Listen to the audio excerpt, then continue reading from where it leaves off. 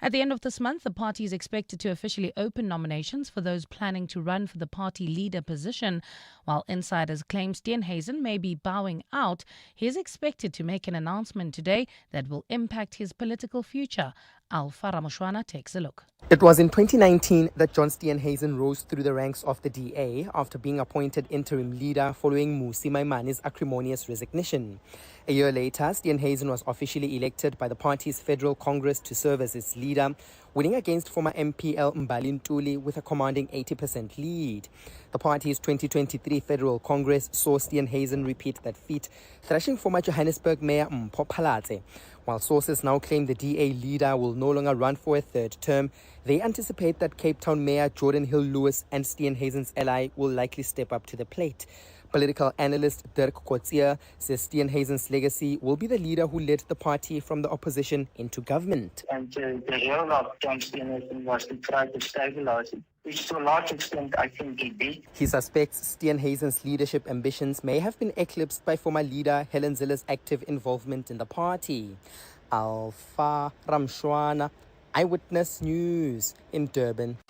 Parliament's ad hoc committee investigating police corruption says allegations of bribery and prisoners used as hitmen are serious and must be investigated. This follows evidence by whistleblower Patricia Mashale implicating politicians in crime cover-ups and the hiring of hitmen to silence witnesses.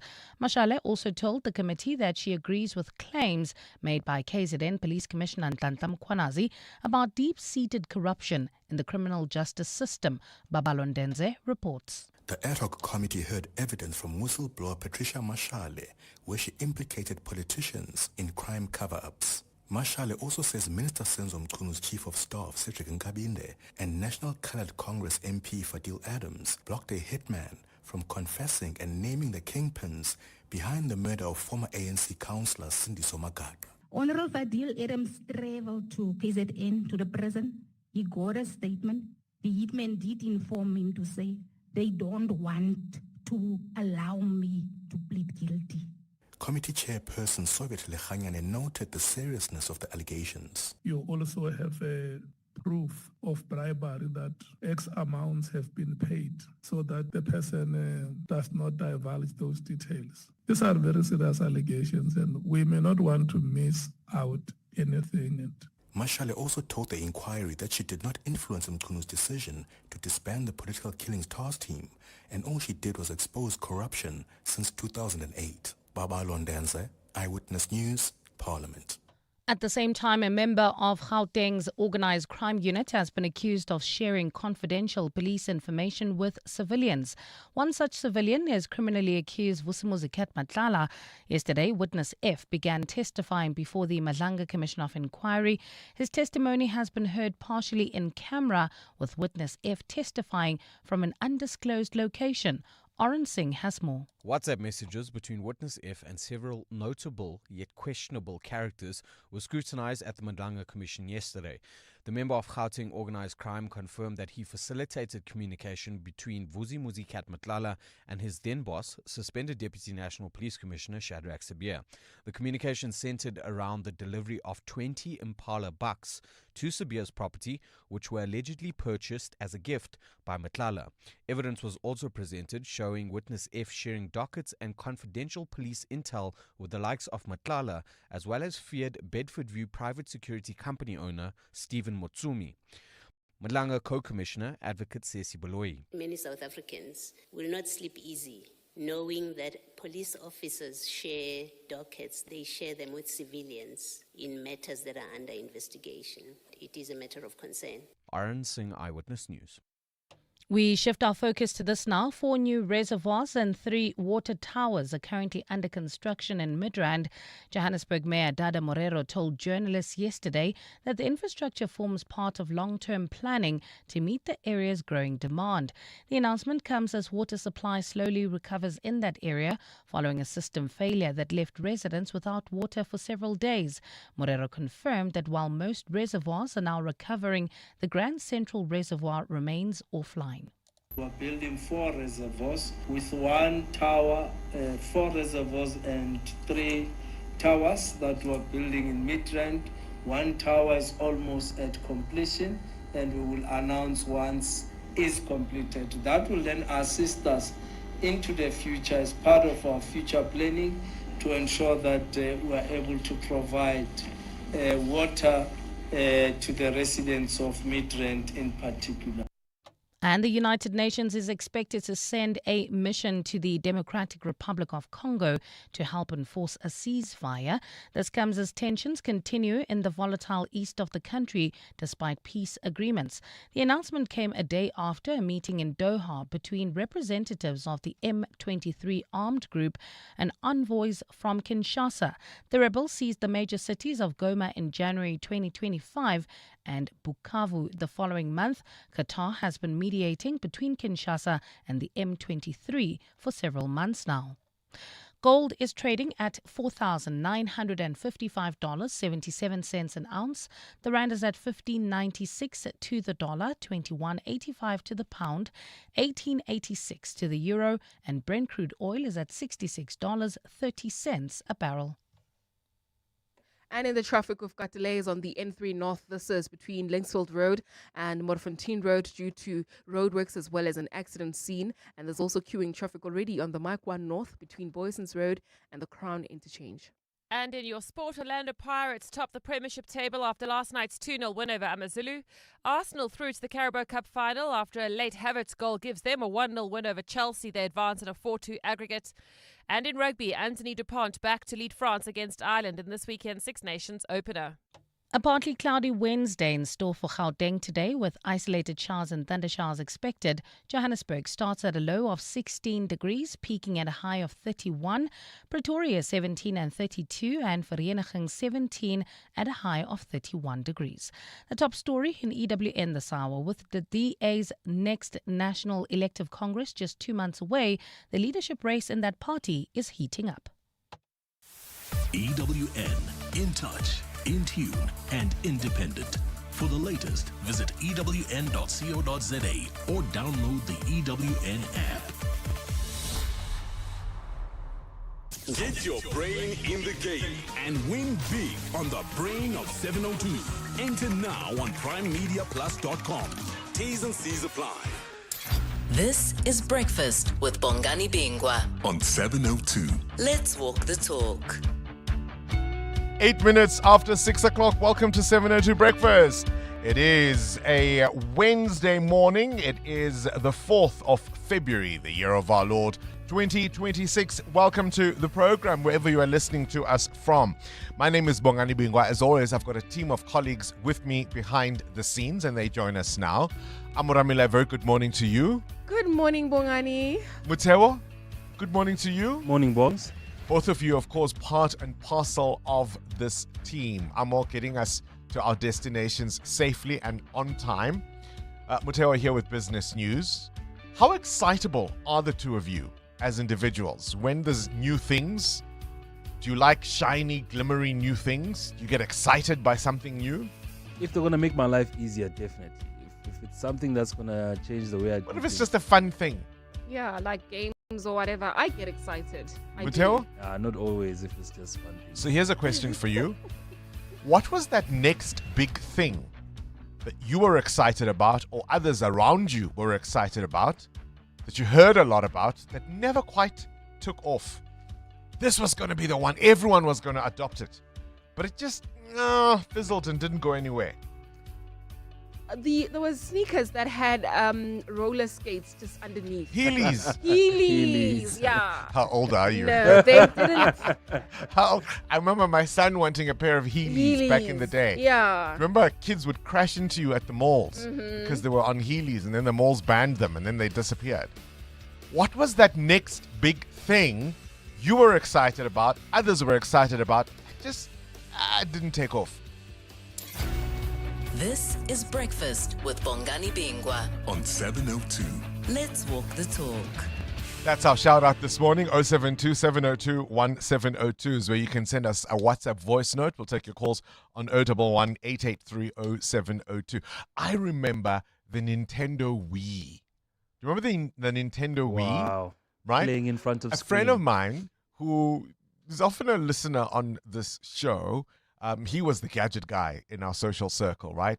And we even used to get projectors so that we would put it on the wall and we could play virtual 10-pin bowling, we could play virtual tennis. I mean, the Nintendo Wii, and we're talking about 2006 or thereabouts, it was the next big thing. It fizzled, right? It just, didn't go anywhere. Virtual reality glasses,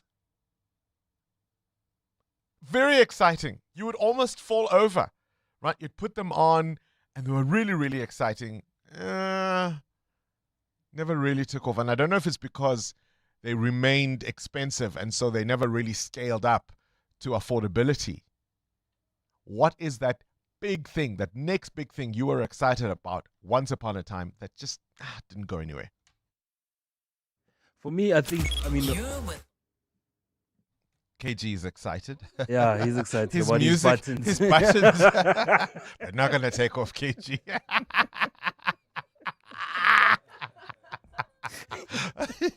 No, your buttons are not going to take off. So we moved from boomboxes, right, with the ever-ready Power Plus, and then we moved to the disc players, the Walkmans, right? Yeah. And then there was the airport, which felt like this is it. And I'm not sure if it fizzled, but I just think it went away too quickly. It was taken away from us too quickly. The AirPod is not fair because I still feel like we've got the AirPod. It's just part of a phone.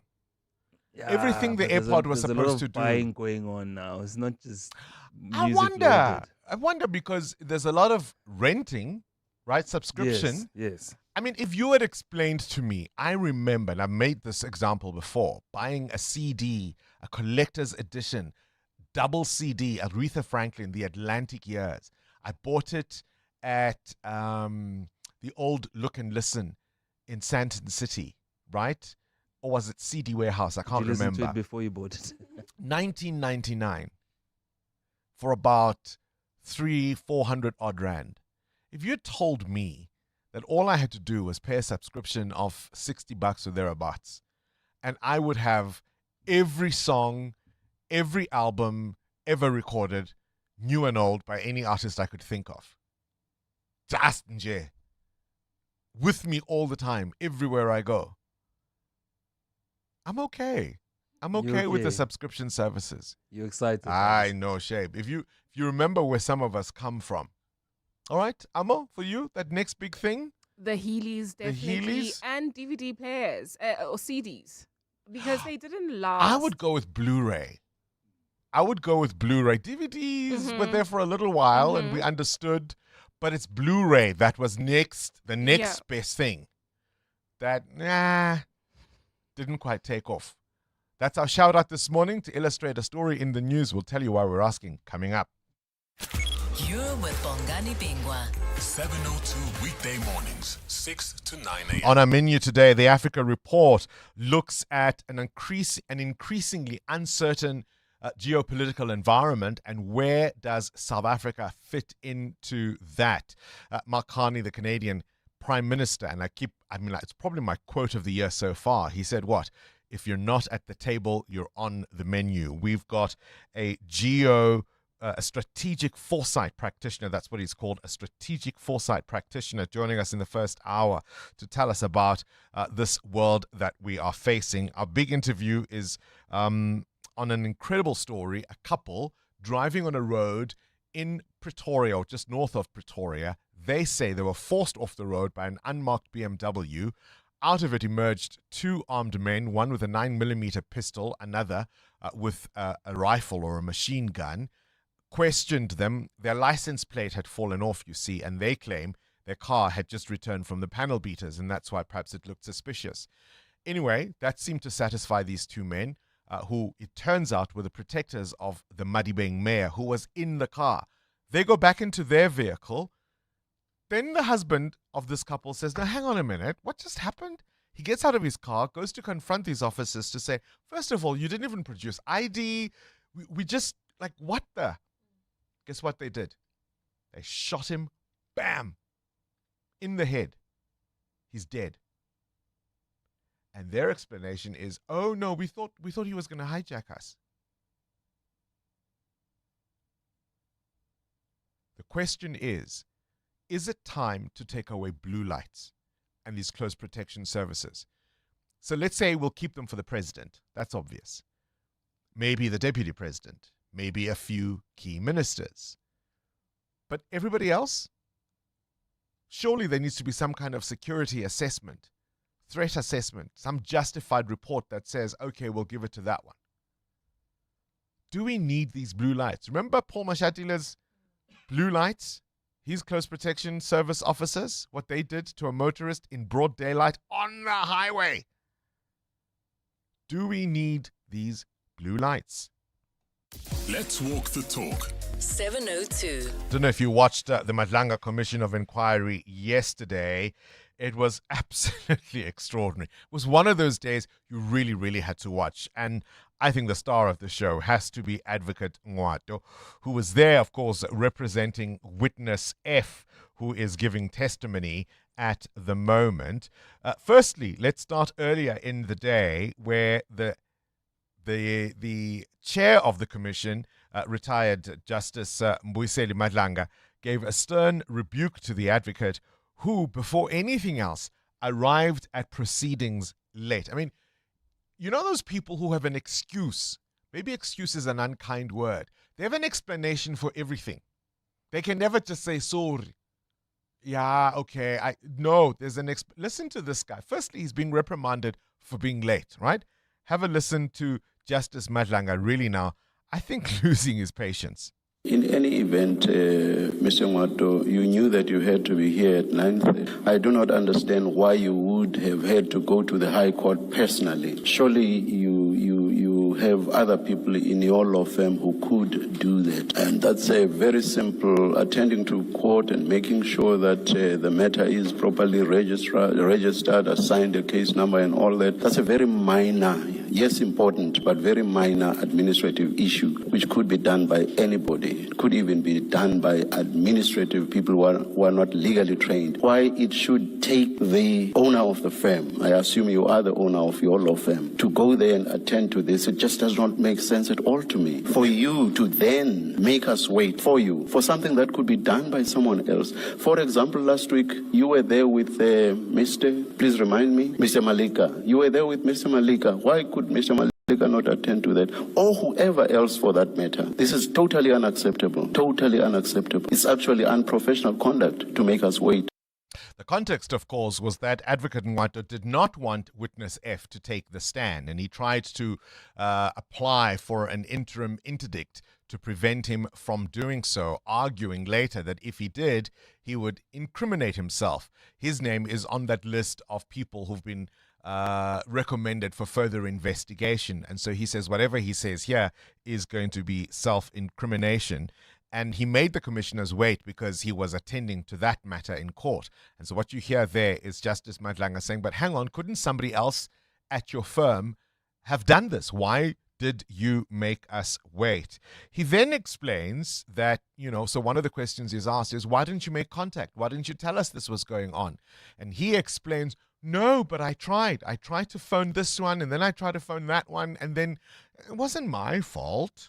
Mr. Commissioner, like I indicated, that I've been in contact with the attorneys. Why did you not communicate with Mr. Shackleton? I don't have Mr. Shackleton's direct number. You were communicating with the Commission's attorneys. You could easily have gotten his number from them. That's not an excuse. Commissioner, maybe if I'm given a chance to respond, then the Commissioner will appreciate. Yes, go ahead, please. Go ahead. Thank you. As of yesterday, I have 6 times called DM attorneys, and I spoke to Mr. Mbao to give me the number of Geraldine Berger, who I know and I've been introduced since the beginning of this proceedings to be the contact person. For the entire day, I was not given those numbers. This morning, I spoke to the main director of DM attorneys himself, and I indicated my disappointment that their law firm, since yesterday, I've been communicating with one of the officials just to get through to Geraldine Berger, and I could not get those details. I was quite very happy when I now deal with the main director, and we started exchanging since this morning.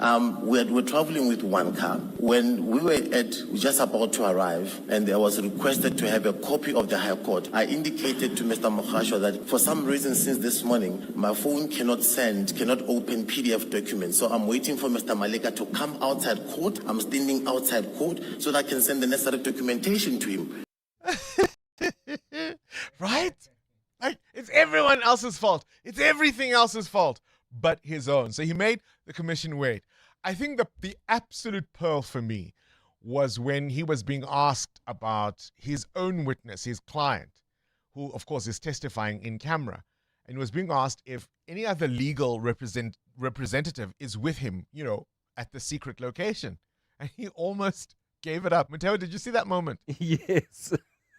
He was actually stopped mid-sentence to say, no, you can't reveal the venue. He's like, yeah, he's at these offices. They go, yay. I mean, after everything that's happened with witnesses, you can't. But he wasn't done. Do you know why they adjourned early yesterday? 2 hours early? I was watching and I thought, no, man. He says, Advocate Ngwatu says, because the commission typically finishes late, by the time he gets home, he can't eat. He can't eat, a late supper. So then he goes to bed without eating. And so yesterday at 4 o'clock, it was just too much for him. He was now hungry because the next day they finished. Do you have that person in your life? Everyone's fault but theirs. Something's always wrong. Something always gets in the way, but it's not them. As I say, the absolute perler for me was him saying, if we continue, I can't continue because I didn't eat. Because I can't eat late at night. And Justice Madlanga, because he's such a patient man, says, okay, that's fine. But please know that tomorrow we'll finish at 6. As in, make your eating arrangements with that in mind. Sada. Breakfast with Bongani Bingwa on 702. Let's walk the talk. Mateo, you've got a question of your own? Yeah, I want to know this morning, can you afford to have domestic workers in your household? Is it something that's still a key part of your budget, or have you had to make some adjustments, perhaps cut shifts or make some sort of workable arrangements so you can pay for at least 2 days in the week? Yeah, I think a lot of people are making arrangements around maybe don't come every week, maybe come every second week. I know people who've had to let go of live-in help because the cost is proving prohibitive. I have gone from having a garden service oak who worked on the garden and he'd come twice a week, but required me to have, the lawnmower, the weed cutter, the leaf blower, etc. And every now and again, there'd be something wrong with those, to a garden service. I think 4 or 5 guys come there in an hour, it's done. And it's turned out to be cheaper. So I think people are making those calculations, and I'm certainly one of them. To work it out. I think I can guess what prompts that question. 702. Weather. A partly cloudy Wednesday in store for Gauteng. Isolated showers and thunder showers are expected. Temperatures in Johannesburg and Vereeniging will max at 31. Pretoria, 32. Your high in Bloemfontein is 37 degrees. Imagine, hey? Durban maxes at 32 degrees. Cape Town, 31. EWN Traffic. This EWN Traffic is brought to you by Outsurance. SMS out to 45142 now, and you could save on your car insurance. If you don't, ask them for 500 Rand. Amo? Well, Bongani, we've got delays on the N1 North in the Roodepoort area. This is right as you come out of the 14th Avenue. It is causing delays. It's an accident scene coming out of Albertina Sisulu Road, so please be on the lookout there. While traveling in the city of Tshwane, queuing traffic already on the R80 South. This is between Roston Road and Eskiam Pahlele exit, so heading towards the CBD this morning could be problematic. Do plan to spend about 30 minutes of your time along this route this morning. I'll have more traffic updates coming up. Do stay tuned. There's more EWN on air, online, and on the EWN app.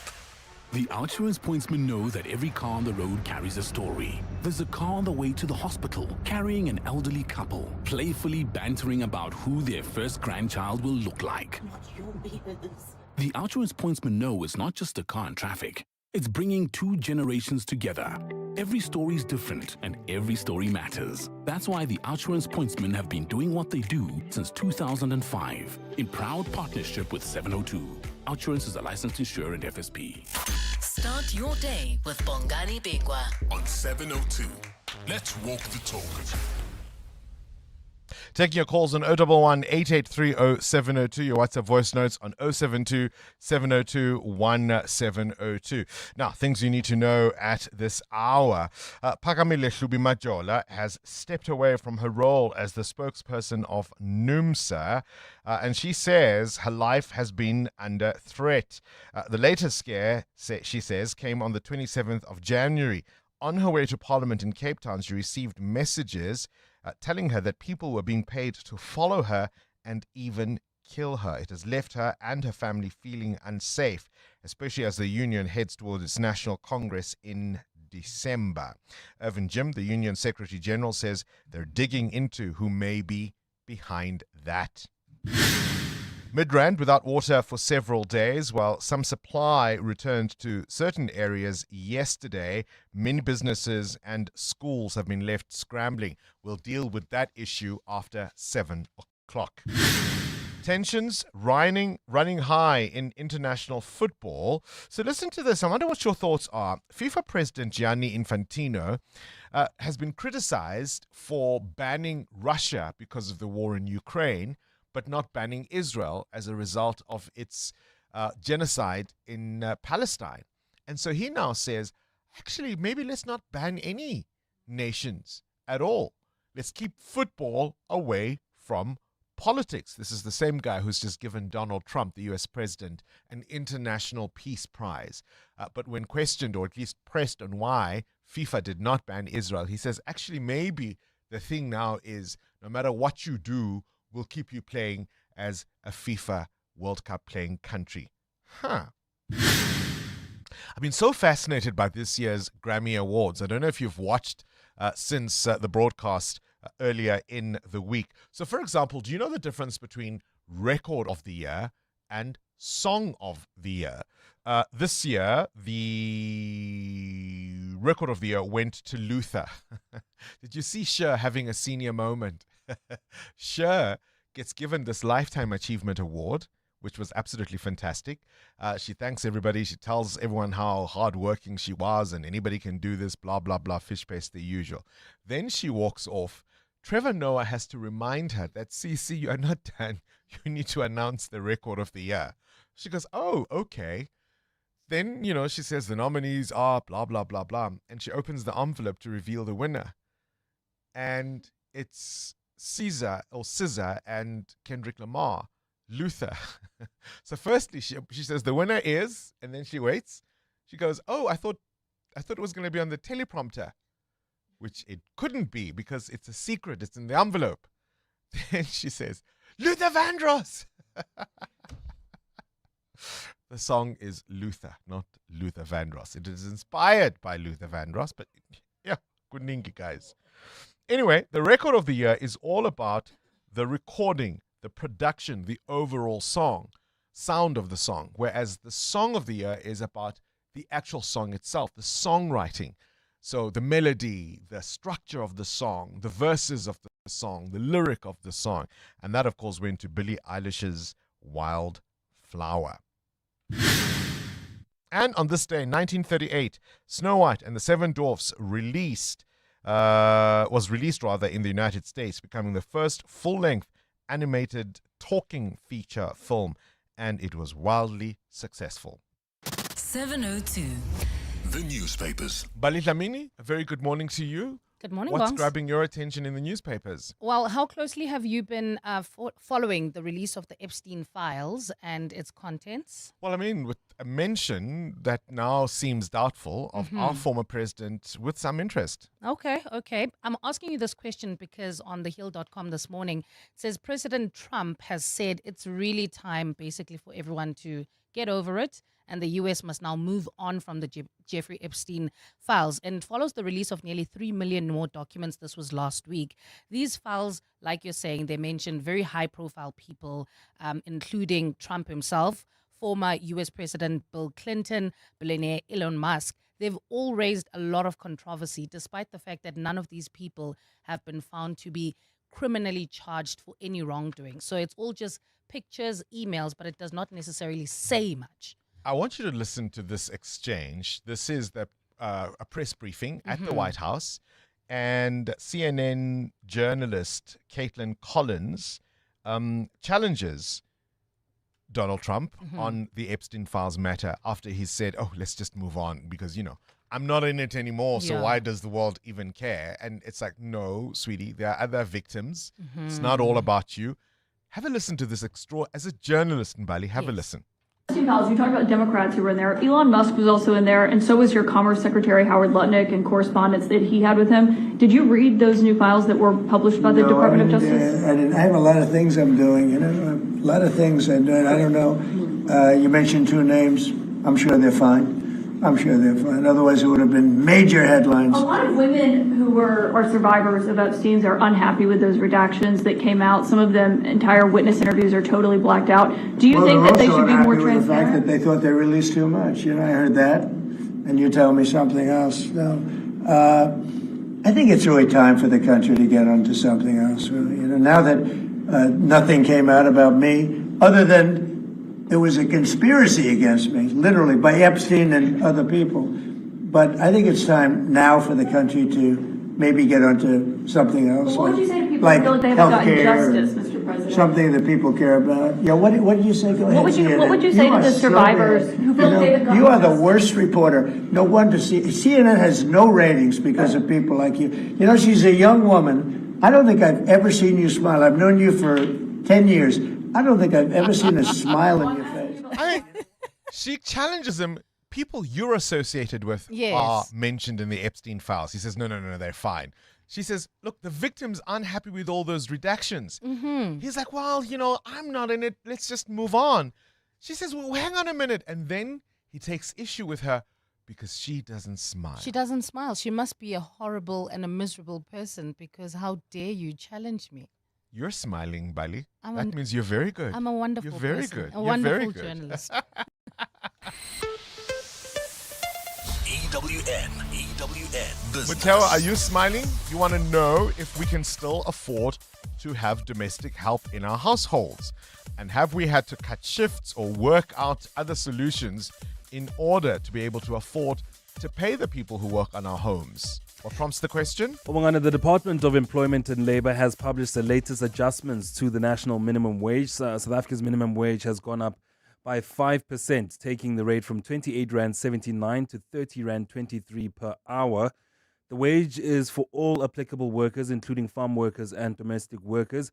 Workers employed on the expanded public works program are entitled to a minimum wage of 16 Rand 62 per hour. Now, for most workers, the hourly rate translates to a weekly rate of 1,264 Rand based on a 45-hour working week and a monthly rate of 5,894 based on 195 hours. Now, this means that South African households employing a domestic worker will have to adjust their budgets to accommodate the hikes and align their pay with the changes in the law. Now, South African households, as we know, are struggling. A lot of people doing a lot of cutting and juggling to make sure they can afford school and everything else that comes with running a household. And it's become tough for them to keep some of their domestic help. I mean, Stats SA has already showed that more than 150,000 domestic workers have lost their jobs since the pandemic. So it's a tough balance, both for the households. Yeah, I wonder what people think.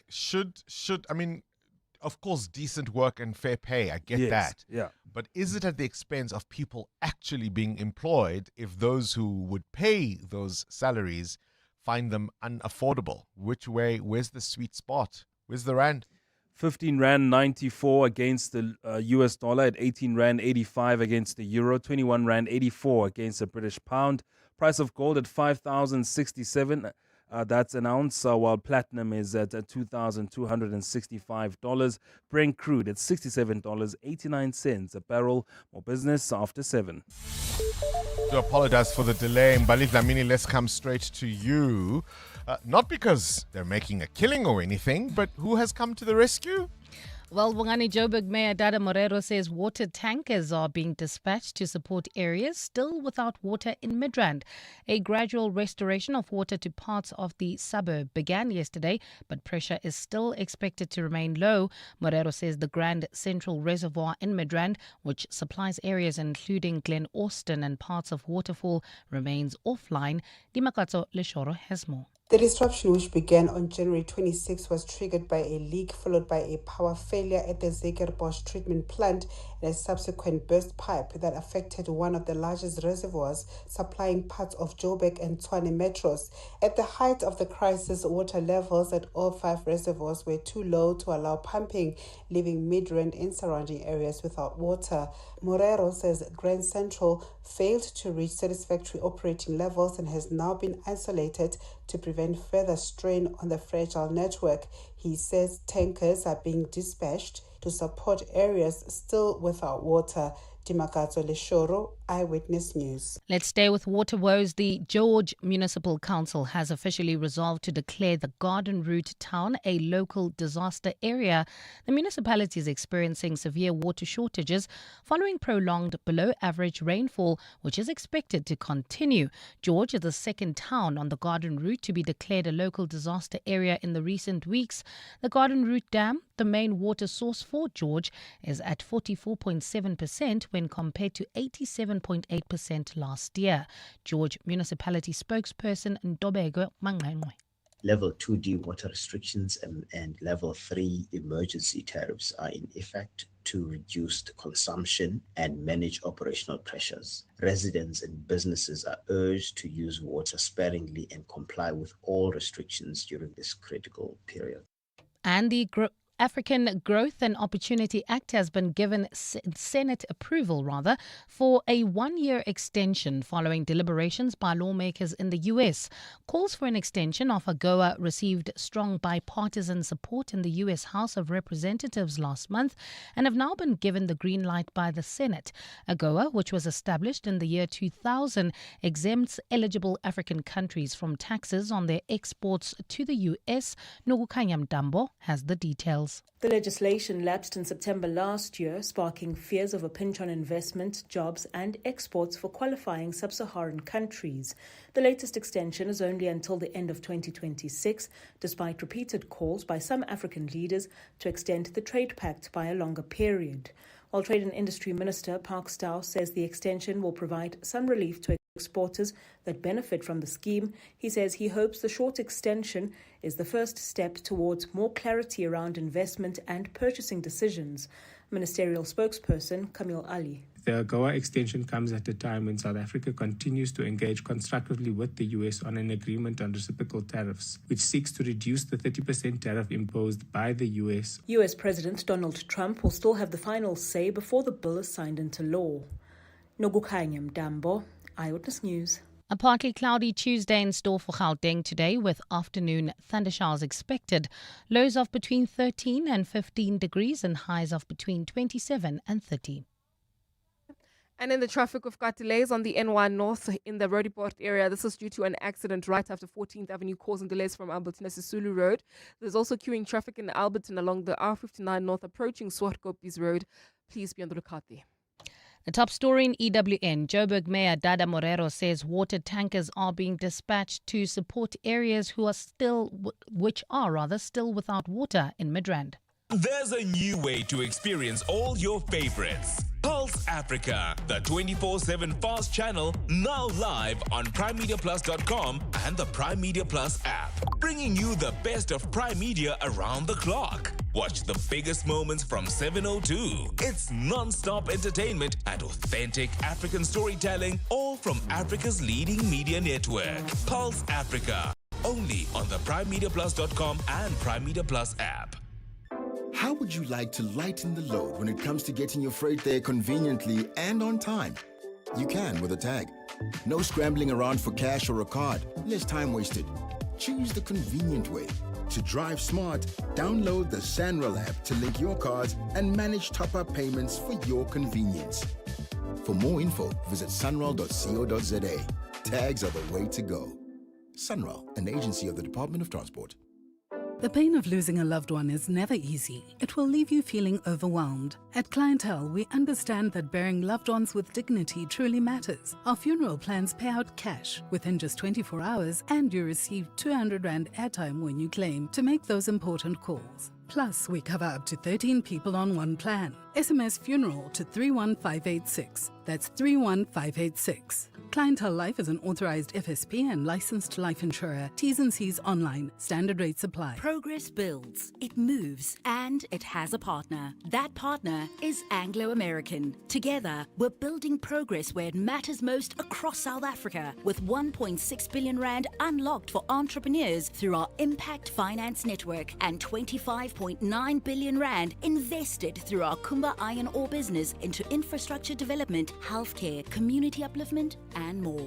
These are just a few examples that show when collaboration is real, progress moves faster. As a proud sponsor of the Investing in African Mining Indaba, we are working with our partners to unlock mining's full potential. South Africa has a partner. Anglo-American. Mining potential. Building beyond.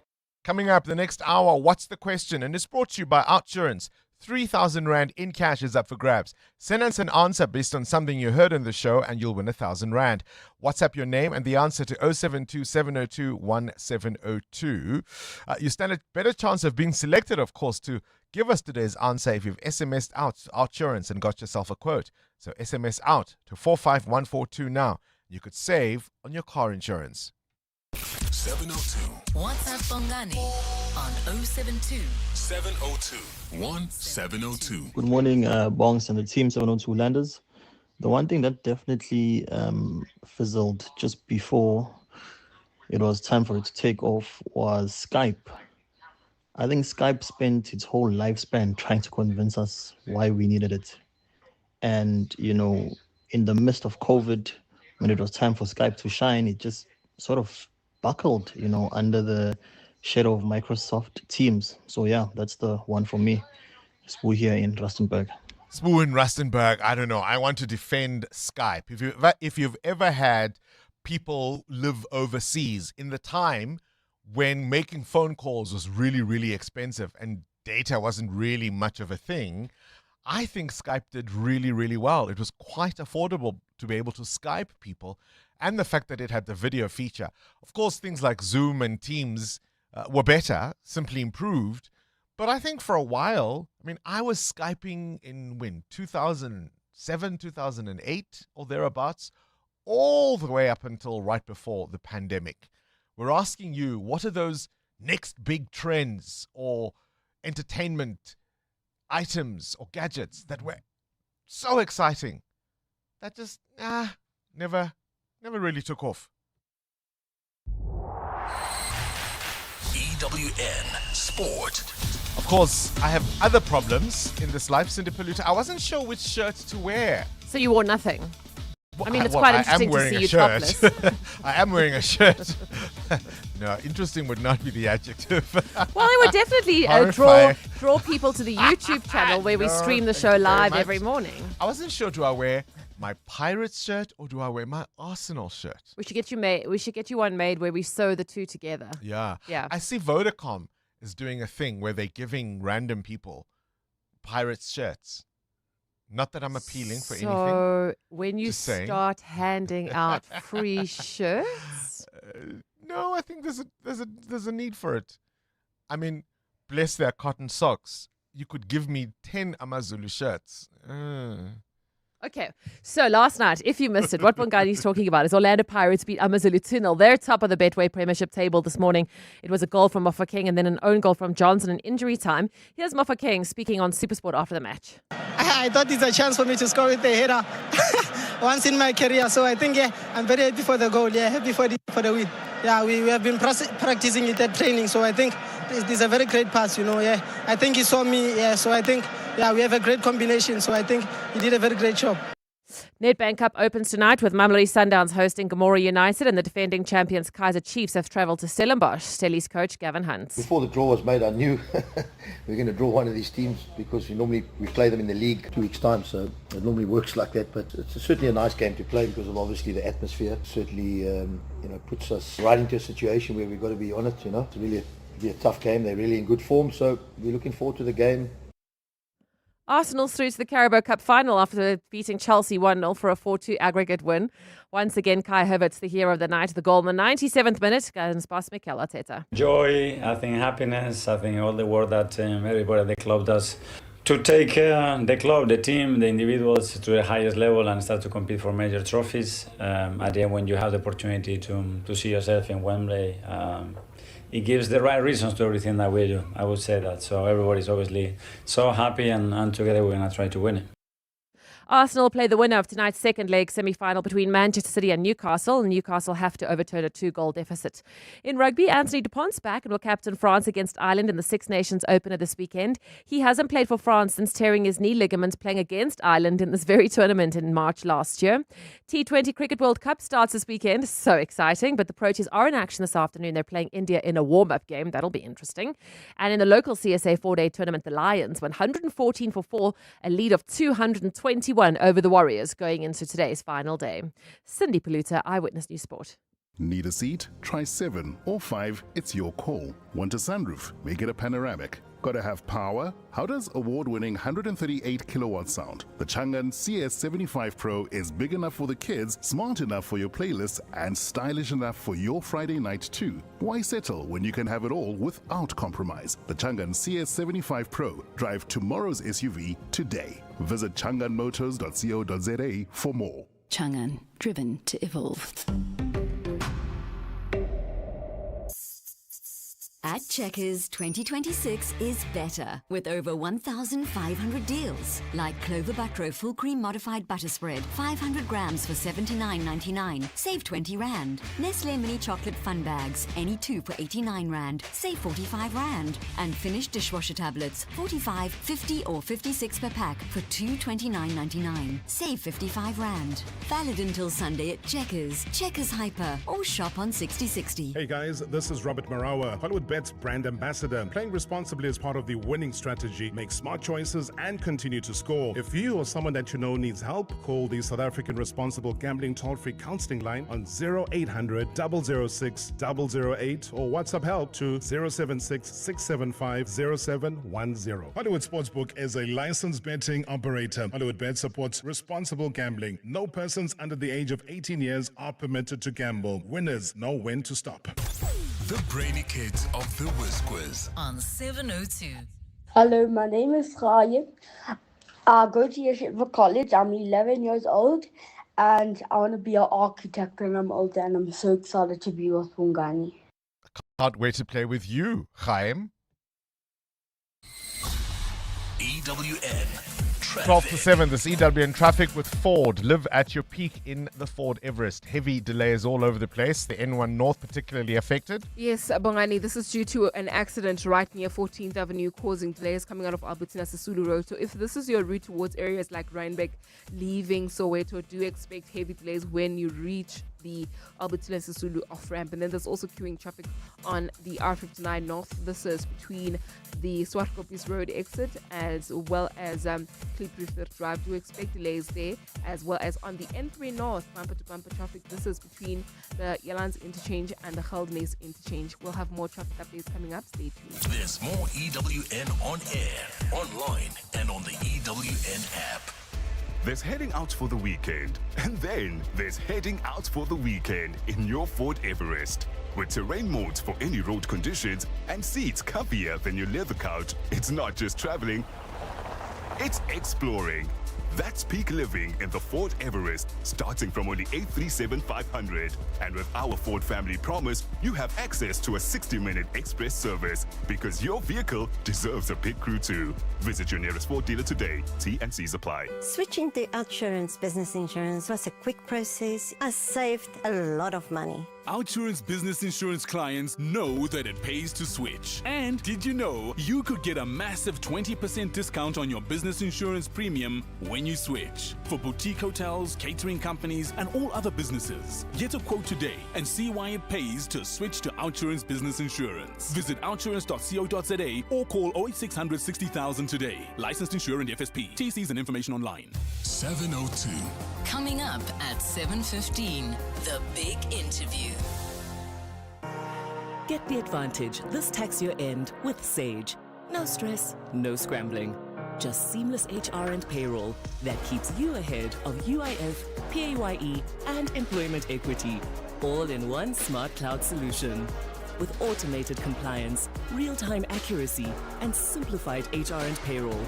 Give your business the tax year end advantage. That's Sage. Visit tax.sage.co.za today. Do you suffer from heartburn and hyperacidity? To relieve heartburn for the whole day and night with one tablet, a potent once-a-day treatment which was previously prescription only is now available over the counter.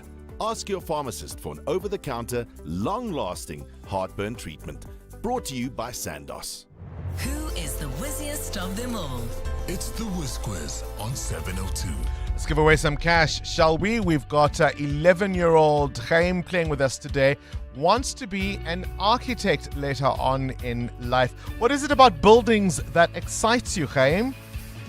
I just love designing stuff. You like designing stuff. All right, let's see if we can design some cash for you, hey? Yes. Is there anyone you want to say hi to this morning? Asher Colmick and Ayosha. Okay, well, hopefully they're listening and wishing you all the best, hey? Okay. All right, KG, start the clock. Spell the word design. DRNSRNG. DESIGN. What is 14 plus 14? 28. Correct. True or false? Pasta and potatoes are good sources of carbohydrates. False. It's true. Complete the saying, he is like a what out of water? Drink. A fish.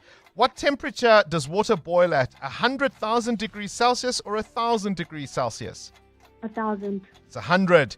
True or false? Birds use lungs to breathe. True. Correct. Which of South Africa's neighboring countries lies on the Indian Ocean? Is it Zambia or Mozambique? Mozambique. Correct. The names Nanny and Billy refer to which farm animal? Skip. The goat. What beginning with S are people paid monthly for the work they do? Salary. A salary is absolutely correct. A bit of a rough one there for you at times, Chaim, but nonetheless, 400 Rand is a fairly good, a fairly tidy sum to win. 4 correct answers, you win 400 Rand. The Brainy Kids of the Whiz Quiz On 702. 702. The Africa Report. All right, let's catch up with this story now. It was a fascinating piece in the Sunday Times earlier this week. Being all things to all people is a biblical injunction to win favor. But does it work in an increasingly uncertain geopolitical environment? At the end of the Cold War, the US emerged as the global superpower. Diplomatic calculations were simple then. Cozy up to Washington. Remember when we had a binational commission powered at the very apex by Presidents Bill Clinton and Nelson Mandela and their deputies Al Gore and Thabo Mbeki? That picture has changed today. So how did we go from being the darling to the scorn of the White House? That answer probably needs a dissertation, but one argument is that the difficulty of navigating the world in which there are competing larger powers and knowing how to align our interests. As I say, this week's Africa Report is inspired by an article by Kofi Kwaku, a member of the OECD Foresight Expert Group. He's an expert on African and Global South politics. It was in the Sunday Times. And essentially, the piece argued that we are caught between 3 big powers, the US, China, and Russia, each country pulling in a different direction, promising different things. The closer we get to any of them, the less predictable the outcome. How then do we make the right move? Kofi Kwaku, appreciate your time and welcome to 702 Breakfast. Thank you very much, Bongani. Long time. Yes, indeed. It's been a moment. I found your piece on Sunday absolutely fascinating. This 3-body problem, right? We're being pulled between the US, China, and Russia. Can you explain what you meant? Well, the ideas were quite simple. When I sat down and I enjoyed the science fiction novel itself, although it's a little bit deep and dense. But it was to take that metaphor of a 3-body problem by the science fiction Chinese author Liu Cixin, and then extend it to what's really happening today. and where you have, as you said already, three powerful, what we call geopolitical suns that are now shaping our environment today, and they will shape it in the next 10, 15, even 50 years coming. And the idea was to look at how would South Africa, live in this very chaotic environment. So which means building on the if you want, the abstract, the physics of three bodies that are rotating or gravitating around each other, extended to how South Africa now will find ways, because gravitational pulls in geopolitics are quite similar to what we see in science. So South Africa is going to have to find a way to either manage what I call also gravitational allegiance to one of those pulls, or find a way.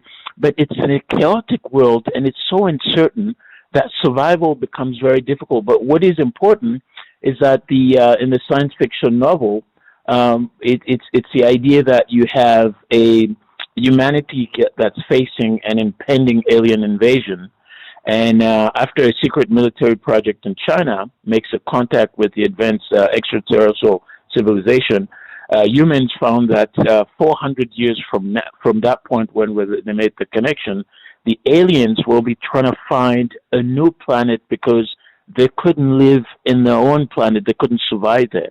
And so they're going to be coming to Earth 400 years ago. So the other sub-idea is, how do you prepare for those aliens coming in? So there's ideas like what's called anticipatory governance, anticipatory realism for South Africa. How do you deal with these three big giants in the world today? Of course, international diplomacy is a tricky dance at best, but would it be fair to say that we sometimes have participated with two left feet? Yes, of course. And of course, it's not easy. And one of the things that we do, we are what we call a sort of middle power. Not quite, because we're still struggling. We're not, our economies is not as powerful or big as these three countries, or especially China. But slowly, we have to figure out how to move. If we have 2 feet, we need to probably make sure that those 2 feet work well. I mean, we're now tied into one realism, which is, how do you deal now with one of the geopolitical suns, the United States? I mean, your radio station this morning just reported about the AGOA thing. That's another pull. That's another threat. That's another coercion. That's another thing that makes South Africa uncomfortable, because we're not quite as powerful, and our gravitational power is not as close as that of the United States, China, or Russia. I found a really interesting point in your piece, the idea of transparency often exposing vulnerability, right? That silence becoming strategy. There's an interesting piece by Marion Merton in today's Business Day who questions our alliances and says they don't necessarily always bring the benefits we assume they will. So, for example, she argues that, we were a little soft on Russia based on the Ukrainian war. We abstained recently in a UN vote on Iran and the suppression of protests. So there we have President Ramaphosa with all the photo ops, with all the leaders around the world. But that doesn't always translate into tangible substance. What's your view? No, she has a very powerful point. It's not going to be easy. And in fact, that idea about being opaque to a large degree, it's not easy, because if you're living in a world where you have instability and you keep showing your hands, you never know who's going to come after you. I mean, look at the case with the South Africa taking Israel to the ICJ for genocide in Palestine, not showing your hands. So, in fact, I always argue, one of my mottos, that visibility can lead to vulnerability. But that's expedience. That's an argument for expedience. I mean, you say the time for ideological purity is over. That's a Faustian deal if I ever heard one. Yes, but you have to have a position, and every if you want position you occupy, can lead to somewhere with some kind of vulnerability, but you have to exercise that. But if you look at China, for example, China kept very quiet for a while. And in fact, in the piece that I put together, there's something called a theory called the dark forest. And that dark forest, Liu Cixin, is it's a very unsettling one. It says that in the universe, we imagine the universe as a forest in which every civilization is a hunter. So survival by itself, is a prime objective. So if you're too visible, the big ones can really hit you very, very hard. But you cannot be in the world without being visible. As Mark Carney said, if you're not at the table, you're on the menu. We'll have to leave it there. Kofi Kwaku, appreciate your time, a member of the Organization for Economic Cooperation and Development. 702. Coming up, the big interview. We focus today on blue light and close protection officers. A family is mourning the killing of its father, killed at close range by close protection officers for a mayor in Madibeng. They say they were in fear of their lives. What does this tell us about blue lights and close protection officers and VIP protection? Coming up. This is EWN. Could this be the end of John Steenhuisen in politics, and some taps continue to run dry in Midrand?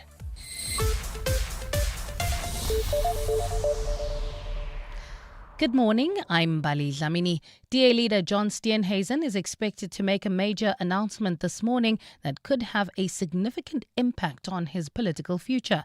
Speculation is rife that Steenhuisen may announce his withdrawal from the race to retain his position as the party's federal leader.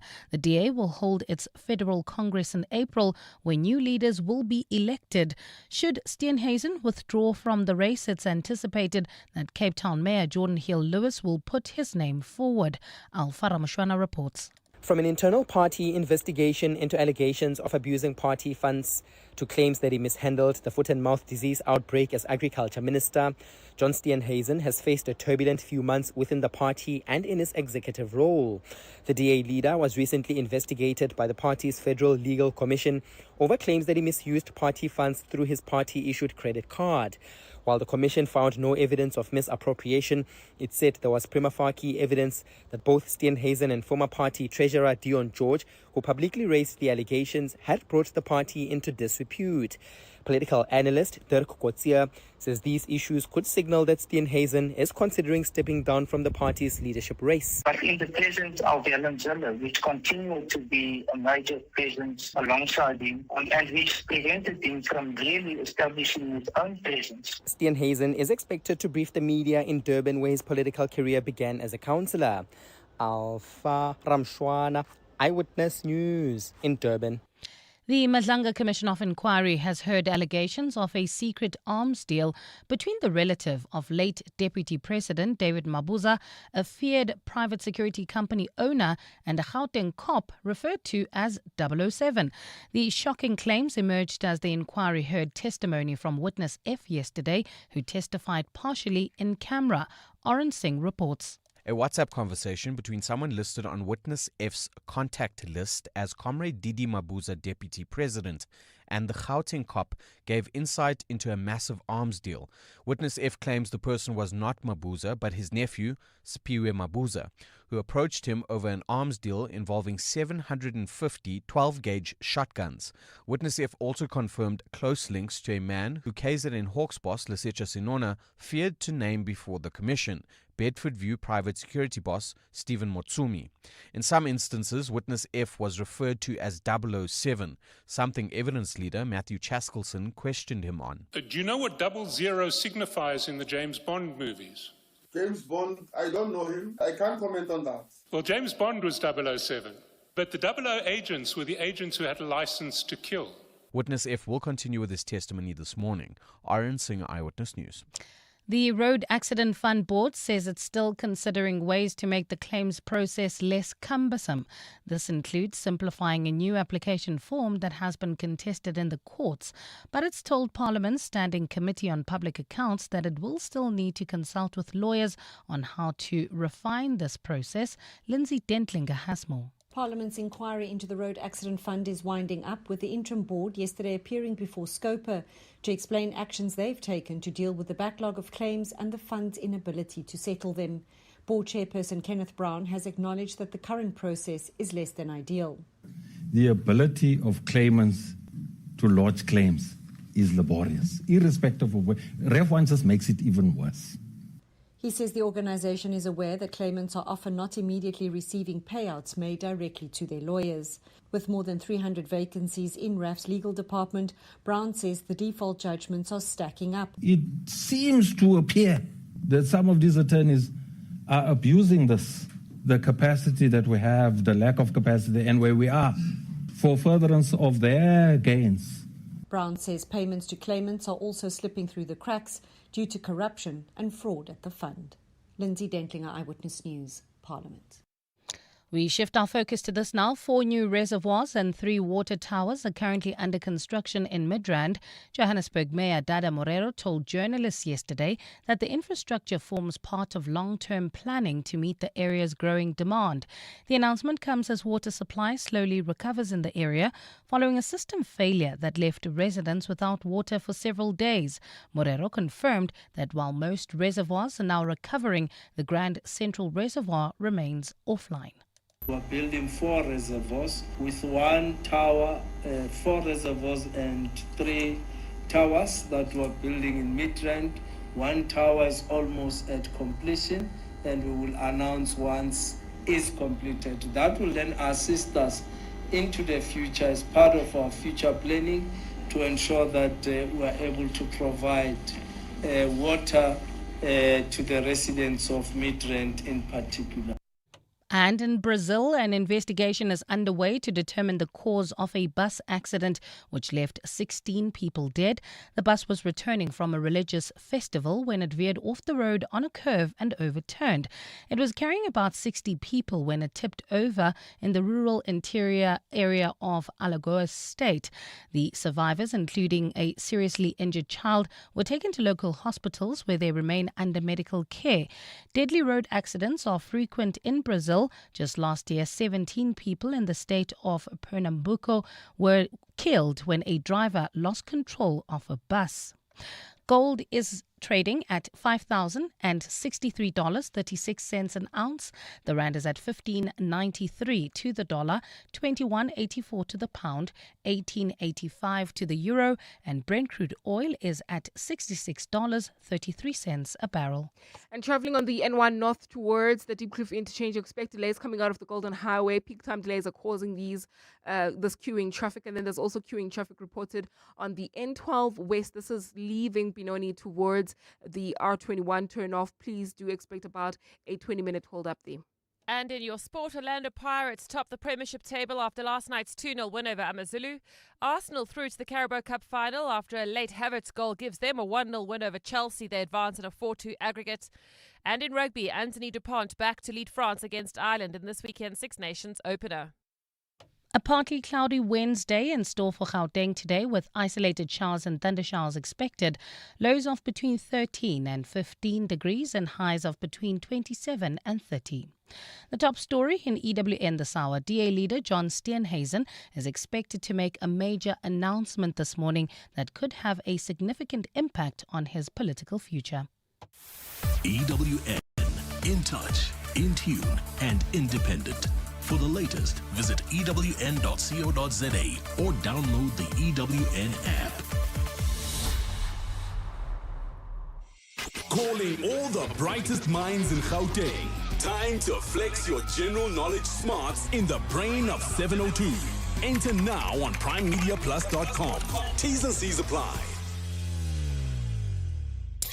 This is Breakfast with Bongani Bingwa on 702. Let's walk the talk. Well, John Steenhuisen no longer contesting for the leadership of the Blue Party.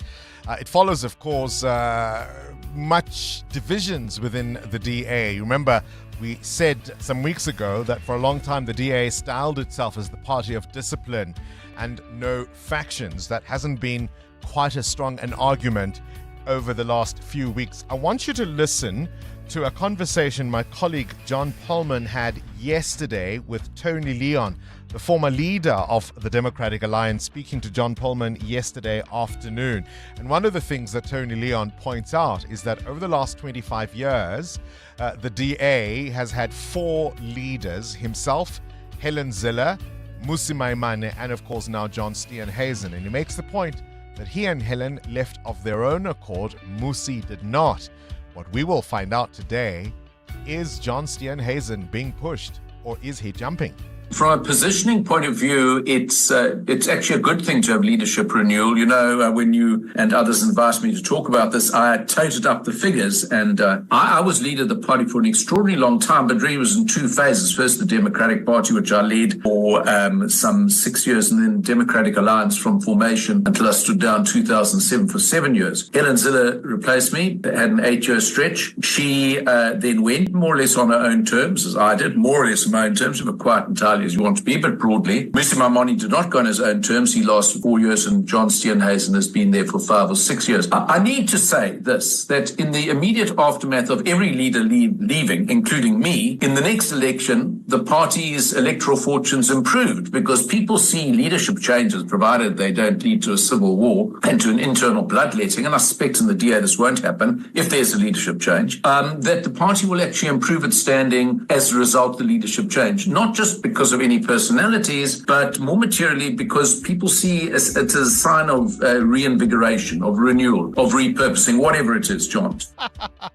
Tony Leon speaking about renewal in the DA. How familiar does that word sound when it comes to party politics in South Africa? And is it true that the DA under John Steenhuisen improved? Electorally, I think he got just shy of 100,000 fewer votes than Mmusi Maimane, although, of course, John Steenhuisen, or at least under his leadership, the DA got a larger percentage of the vote. But in terms of real numbers, did it really improve? This is Breakfast with Bongani Bingwa on 702. Let's walk the talk. Bring you up to speed with the Madlanga Commission of Inquiry, where one advocate, Ngwato, was representing witness F, who was testifying from an undisclosed location in camera. And at one point, Advocate Ngwato, he is the one, of course, who had all sorts of explanations for why he was late yesterday, why he hadn't been in contact with the evidence leader, Advocate Chaskalson. And at one point, he almost revealed the location of this witness who is testifying on camera precisely because of safety concerns. I mean, it's just an extraordinary exchange. Have a listen. Is Mr. Maleka or another member of Mr. firm present with witness F at the moment? Because there are issues under Section 3(4) of the Commissions Act, which gives witness F a privilege against self-incrimination if he's asked questions. And I just want to clarify that there will be legal advice available to him where he is. Mr. Ngwato. Thanks, Commissioner. Unfortunately not. We were all divided in terms of other team members have been at the High Court this morning, as I indicated, and Mr. Maleka is here with me. So the witness, unfortunately, is not with any legal representative from our law firm where he is right now. He is at the offices of the attorney. He is at the offices of... There's a reason this guy is testifying in camera. Have you been watching the Madlanga Commission of Inquiry? You're with Bongani Bingwa. 702 weekday mornings, 6 to 9 a.m. We asked you, of course, about those trends, those next big thing ideas that everyone was excited about, that maybe you were excited about, that never took off. We've already mentioned virtual reality glasses. Those haven't quite gone where we thought they might. The Nintendo Wii. But did you know that on this day in 2000, the video game The Sims launched in North America, created by SimCity designer Will Wright. The game allowed players to control everyday lives, building homes, going to work, forming relationships without a final goal or finish line. The inspiration was from Wright losing his home in a fire and from his skepticism of consumer culture. Sims went on to become one of the biggest and most successful franchises in gaming history. Then, not so much now. That's why we were asking you that question. Spain is following hot on the heels of Australia. Prime Minister Pedro Sanchez announcing a nationwide ban on social media for children under 16. Spain becomes the first country in Europe to do this. And on this day, 20 years ago, Beyonce dropped Check on It in the UK, a sizzling track tied to the 2006 movie The Pink Panther. Didn't quite make it onto the official soundtrack, but the song took over the charts, climbing all the way to #1 on the US Billboard Hot 100, proving once again that when she moves, the world checks on it. 7:02. Up next, The Big Interview. EWN Traffic. Up next, we speak to Ian Cameron about the blue lights. Is it time to take it away from some of those who say they need this protection, but perhaps they don't? That's to come after this EWN Traffic, brought to you by Outsurance. SMS out to 45142 now. You could save on your car insurance. If you don't, ask them for 500 Rand. Amo? Well, Bongani, we've got heavy traffic volumes leaving Soweto along the N1 North heading towards Fairland as well as Roodepoort. Do expect about a 30-minute hold-up between the N17 and 14th Avenue. This is due to a major accident scene that's causing these delays while traveling on the Mark 1 North bumper-to-bumper traffic between Boysons and the Crown turn-off. There's also a stop-and-go reported on the N3 North. This is between the Elands turn-off and Modderfontein Road. I'll have more updates coming up. Stay tuned. There's more EWN on air, online, and on the EWN app. February may be the month of love, but your dentist won't be feeling the love if you're late for your appointment. Fortunately, the Outsurance Pointsmen are here to ease traffic congestion so you can get there on time. With Outsurance Pointsmen on the roads for the past 20 years, we all get where we need to be quickly and safely. Outsurance really means it when they say you always get something out. Outsurance is a licensed insurer and FSP. 7:02. The Big Interview with Bongani Bingwa. So here's a question. Is it time to take the blue lights away? Save, let's say, for the president or a few key ministers, or at least after a security assessment, but otherwise no official or high-ranking politician gets them as standard issue. It comes in the wake of the killing of an Air Force sergeant, one Michael Swanton. He and his wife, Stephanie, were traveling on the Mabopane Highway not far from Pretoria when they say they were forced off the road by an unmarked vehicle. Out of it emerged two armed men who claimed they were the local mayor's protection officers, concerned about the couple's vehicle, a Ford Figo that had license plates missing. The couple say they explained that their car had just returned from panel beaters, and that's why it seemed to be suspicious. It seemed to satisfy the men who returned to their own car. But a concerned Michael Swanton reportedly approached the BMW to check the occupant's identification and whether they had legal or lawful authority to stop and check them. It was at that moment that he was reportedly shot in the head and killed on the roadside. The two suspects are, as I say, reportedly the bodyguard and driver of the Madibeng mayor, Douglas Maimane, who was reportedly in the car with them. They will be appearing for bail later this morning, and their reason for shooting Michael Swanton is they say they thought he was about to hijack them. The chairperson of the Portfolio Committee on Policing in Parliament is Ian Cameron, who joins us now on the line. Ian, no doubt you know some of the details of the story as I've just outlined it. And even as I say it now, it's a really shocking one, isn't it? Good morning, Bongani. Yeah, it really is, and it's something that's been happening with impunity for quite some years. There are a few things that we need to briefly unpack. Yesterday, I tried to get as much information as possible. Now, first of all, Neither of these two gentlemen currently work for any form of private security, but neither of them are also registered at the Madibeng municipality, for whom they claim to work as law enforcement officers. So it's not clear in what capacity they were even carrying firearms. And I think to add insult to injury, it seems that the firearms are registered to the municipality. So one must ask, what control is there really at Madibeng with law enforcement or traffic firearms? Are they actually peace officers, as they are meant to be, in order to even use a blue light? What mandate did they have to supposedly pull over Michael and his wife? And so the list goes on. You're saying this is, I'm reminded of the Deputy President's Personal Protection Services and that incident. We're seeing this type of incident increasingly, as you say. Should we take the blue lights away? So let me just refer to the Deputy President's case first. I'm soon to be probably reprimanded in the National Assembly because I called them a political Gestapo, and I called them thugs, and I stand by what I said.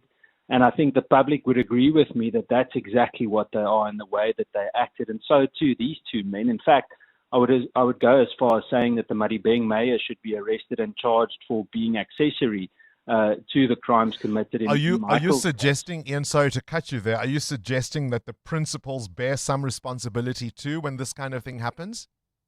Well, they bear responsibility if they are present and then they leave the scene and they play no role in reporting it. And if they played any role in delaying the reporting, so in this case, in Michael's case, they first took the mayor home, then they changed vehicles before they drove to a police station to hand themselves over. So many things could have happened in that space, and obviously they claim that he was in the vehicle. So he witnessed this entire thing happening, and there's no indication that Michael was armed when he asked them for their appointment certificates, which is a understandable question. It's a justified question that members of the public are allowed to ask law enforcement officers. Do you buy that these suspects claim they shot in fear of their lives because they believed they were being hijacked? I find it strange in terms of the sequence of events. I mean, they pulled him over, him and his wife. Why would someone with it's similar to the Deputy President's case, in that case it was a Polo, but why would a little Ford Figo try and hijack what could potentially be an armored BMW X3 or in some cases an X5? It just doesn't make sense. And if one man then walks to them after they had already interacted with that person, why would he then try and hijack them without even a firearm? There are just so many. You and I can sketch different scenarios all day. The explanation that they've given just doesn't make sense. And it seems like some of these so-called bodyguards act as a political iron fist of some kind. And to answer your question whether they should be allowed or not, I think it shouldn't just have a blanket approach. I mean, any principle, whether it's a local, provincial or national government, first a threat and risk assessment needs to determine whether there is any threat or legitimate risk. And according to that, the necessary measurements need to be put in place. But just simply giving it for a status symbol or as a glorified Uber driver is just not acceptable. I think most members of the public would agree that the vast majority of officials and politicians who get VIP protection probably don't even need it.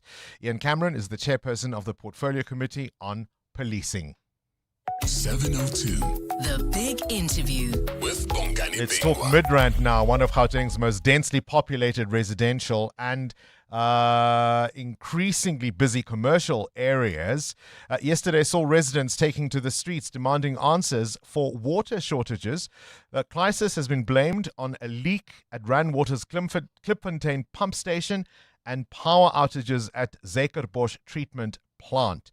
Gugulethi Quma is the Joburg water manager of electromechanical. Thank you so much for your time and welcome to 702 Breakfast. Good morning, Bongani, and good morning to the listeners. Right. I understand some water has been restored in parts of Midrand, but not everywhere. Yes, we going towards the good direction, positive results and improvement overnight. Most areas are starting to receive water, but those that were receiving yesterday as well, there's some sort of, I would say, reverse as far as trying to stabilize, which means most areas are getting water, but there are some areas that are still to receive water or intermittent water supply. It's been more than 6 days. Why is there no water in Midrand? This is a combination of many things. Our bulk supplier had challenges, and we can look at the trend from the 21st of January. There's been disruptions, and 27th of January, there was another power outage. Then there was a leak in the Klipfontein Reservoir, and all those are coming from our bulk supplier, in this case that is Rand Water. But remember, Rand Water supplies Johannesburg Water, so whenever there are challenges on our bulk distribution side, there will be no water coming to Johannesburg Water side. Residents, our reserve. No, I was going to say, residents say, once again, it's taken a protest to be heard, hey? It's not necessarily the protest, but we do acknowledge that. We understand the inconvenience of not having water. In fact, the emotional part of not having water is even worse. Water is life. We do understand that. And any inconvenience to customers, businesses, small businesses in particular, and schools and clinics and the police stations, we put alternate water in most areas that require to provide services and public areas, but it's still inconvenient. And we are doing everything to shift water around, close other systems, mobilize that there's more water coming to Midrand so that we can improve the systems quicker. All right. So how soon will water flow in all the taps of Midrand? It generally takes us 3 to 5 days, and we've resumed restoring from yesterday. So by tomorrow, we should be able to have most areas of Midrand with water. It will only be isolated areas that will not have water by tomorrow, and we will be attending to those. It's been more than 6 days. How soon do we have all the taps flowing?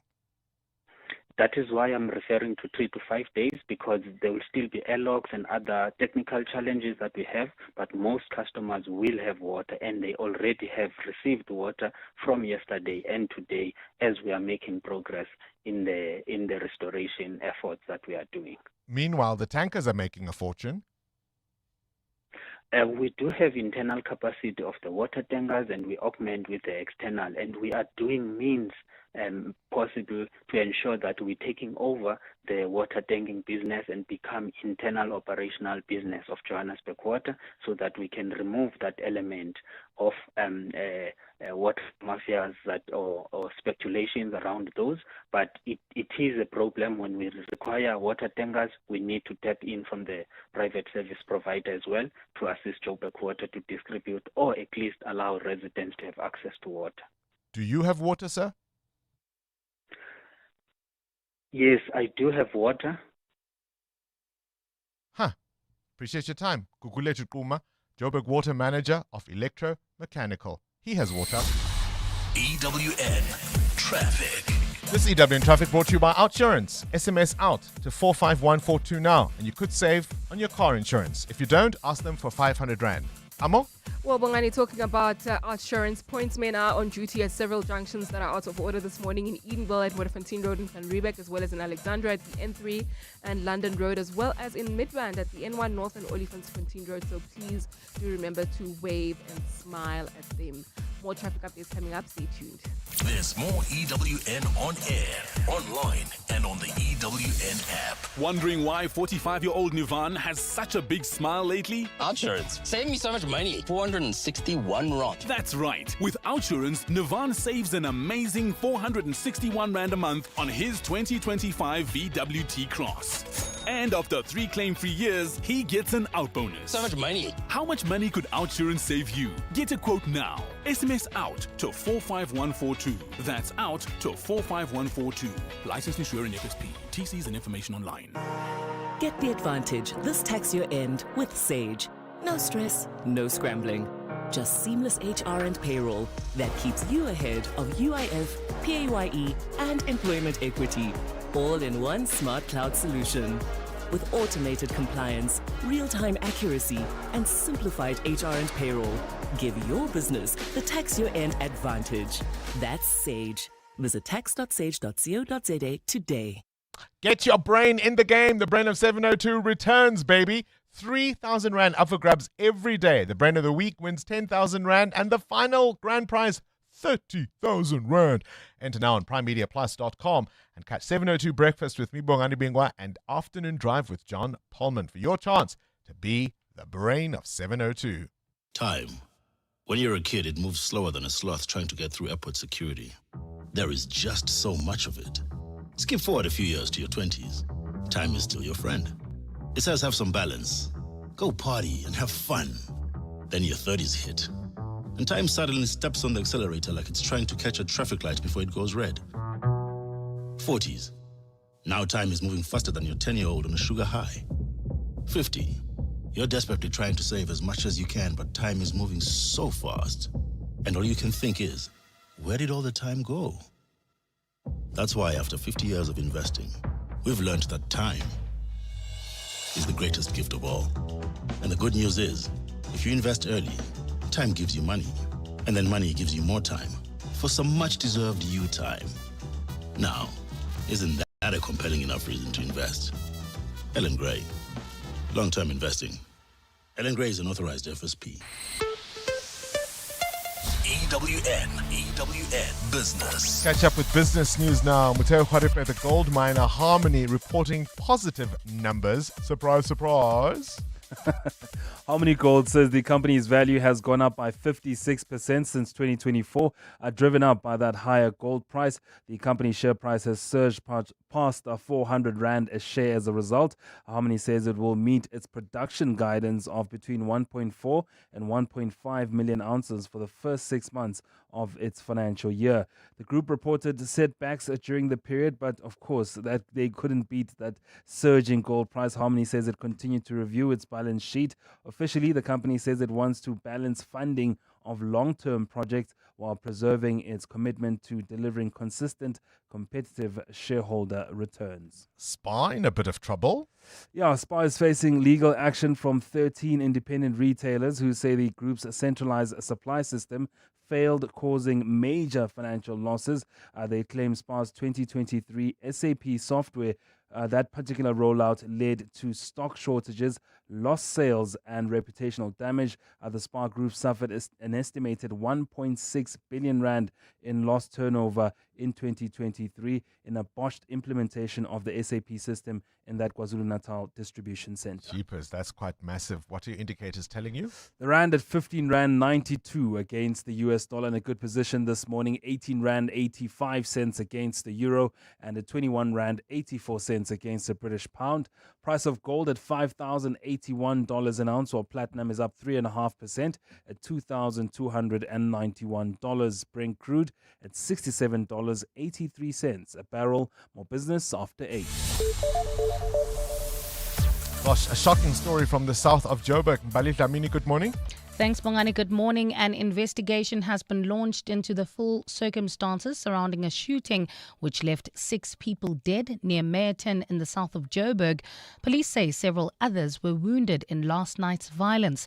Gauteng Deputy Police Commissioner Fred Gekana confirmed that those who died are Lesotho nationals. Gekana says the deceased were travelling in a bus from Johannesburg headed to Lesotho when they were intercepted by a car which started shooting at them. He says 3 suspects have been arrested following that incident. When we checked the juke now, this vehicle which they were driving in, we found out this vehicle was robbed or stolen in Witbank during September 2025. In Cape Town, a Kensington ward councillor has raised concerns about the safety of learners following the arrest of an alleged drunk scholar transport driver. Cheslin Steenhuisen says the incident highlights ongoing failures in monitoring learner transport. Yesterday's arrest comes just 2 weeks after a devastating crash in Vanderbijl Park, where 14 learners died when the minibus taxi they were travelling in collided with a truck. Steenhuisen is now calling for stricter enforcement and regular checks brakes on drivers. Quite concerning and extremely sad to realize that we still have adults being irresponsible by driving under the influence. But it made me also think about the fact that parents are also to take responsibility and ensure that they entrust their children's well-being into the care of responsible drivers. To this now, Correctional Services Minister Pieter Groenewald has told Parliament he will seek to establish a commission of inquiry to investigate allegations of corruption at Western Cape prisons. Groenewald made the announcement yesterday while briefing the Portfolio Committee on Correctional Services. His briefing comes after an inmate was killed allegedly by prison guards at the Goodwood prison. The minister joined Correctional Services Commissioner Mahoti Tobagale to answer questions about that incident and the alleged escape of a prisoner at Paulsmoor Correctional Centre. Tobagale says gangsterism presents prison officials with numerous problems. The gang activity in the Western Cape requires special attention, given the incidents that we are seeing in our correctional facilities. And the United Nations is expected to send a mission to the Democratic Republic of Congo to help enforce a ceasefire. This comes as tensions continue in the volatile east of the country despite peace agreements. The announcement came a day after a meeting in Doha between representatives of the M23 armed group and envoys from Kinshasa. The rebels seized the major cities of Goma in January 2025 and Bukavu the following month. Qatar has been mediating between Kinshasa and the M23 rebels for several months now. A partly cloudy Wednesday in store for Gauteng today with afternoon thundershowers expected. Temperatures peaking at highs of between 27 and 30 degrees. And in the traffic, we've got heavy traffic volumes along several roads within the Fourways area, Winnie Mandela Drive, Witkoppen Road, as well as Polshof, Witkoppen towards Polshof. And then if you are traveling in Kaisand, please be on the lookout for an accident along Malibongwe Drive. It happened after River Road. It's causing heavy traffic volumes. The top story in EWN, an investigation is underway into the full circumstances surrounding a shooting which left 6 people dead near Meyerton in the south of Joburg last night. Clement Maniatella. Weekday mornings, 9 to 12. 9 to 12. How long do you think it's going to take for us to clear that backlog, and where is it sitting at now? The backlog is huge. Remember, when I'm saying to you we've built 4 million houses, you don't know who's staying in that house. And there have been always accusations of corruption, houses not handed over. So we are having a program with SITA, technologically, where we would want to load everybody. We're going to load and say, Clement Maniatella stays in RDP in Jablan. He received it in 1996. And you're going to say, hey, I've never received that house. You can also be able to check yourself in the phases that will come as a beneficiary that, oh, okay, yes, I'm registered and now I'm number 1. Minister, let me thank you. Thank you so much for making time for us. Clements Maniatella. 9 to 12 on 702. Today's forecast is calm conditions inside your Mazda CX-5. It'll be warm, so likely your cabin chills before you even ask. Patches of scattered traffic, but with heads-up display and lane keep assist, you'll feel like you're alone on the road. Clouds this evening. Perfect for that Bose sound system. And later, skin tingles as you take that curve a little too beautifully. The feeling will find you in the Mazda CX-5. Wonder awaits. Whether it is a CCMA referral, problems with a mechanic, unfair blacklisting, or an uncontested divorce, Clientele Legal offers professional legal services to all South Africans. Our plans are affordable, and you receive up to 745,000 Rand worth of legal services per year. We cover civil, criminal, and labor-related matters. Our nationwide legal teams are standing by to support you 24 hours a day. Plus, all plans include a 5,000 Rand bail benefit. Join today. SMS Legal to 48721. That's legal to 48721. Clientele General is an authorized FSP and licensed non-life insurer. T's and C's online. Standard rates apply. Hi, this is Carol Shabalala, Hollywood Bet's brand ambassador. It's more fun when it's for fun. Playing responsibly is always a winning strategy. If you or someone you know needs help, call the South African Responsible Gambling toll-free counseling line on 0800 006 008 or WhatsApp help to 076 675 0710. Hollywood Sportsbook is a licensed betting operator. Hollywood Bet supports responsible gambling. No persons under the age of 18 years are permitted to gamble. Winners know when to stop.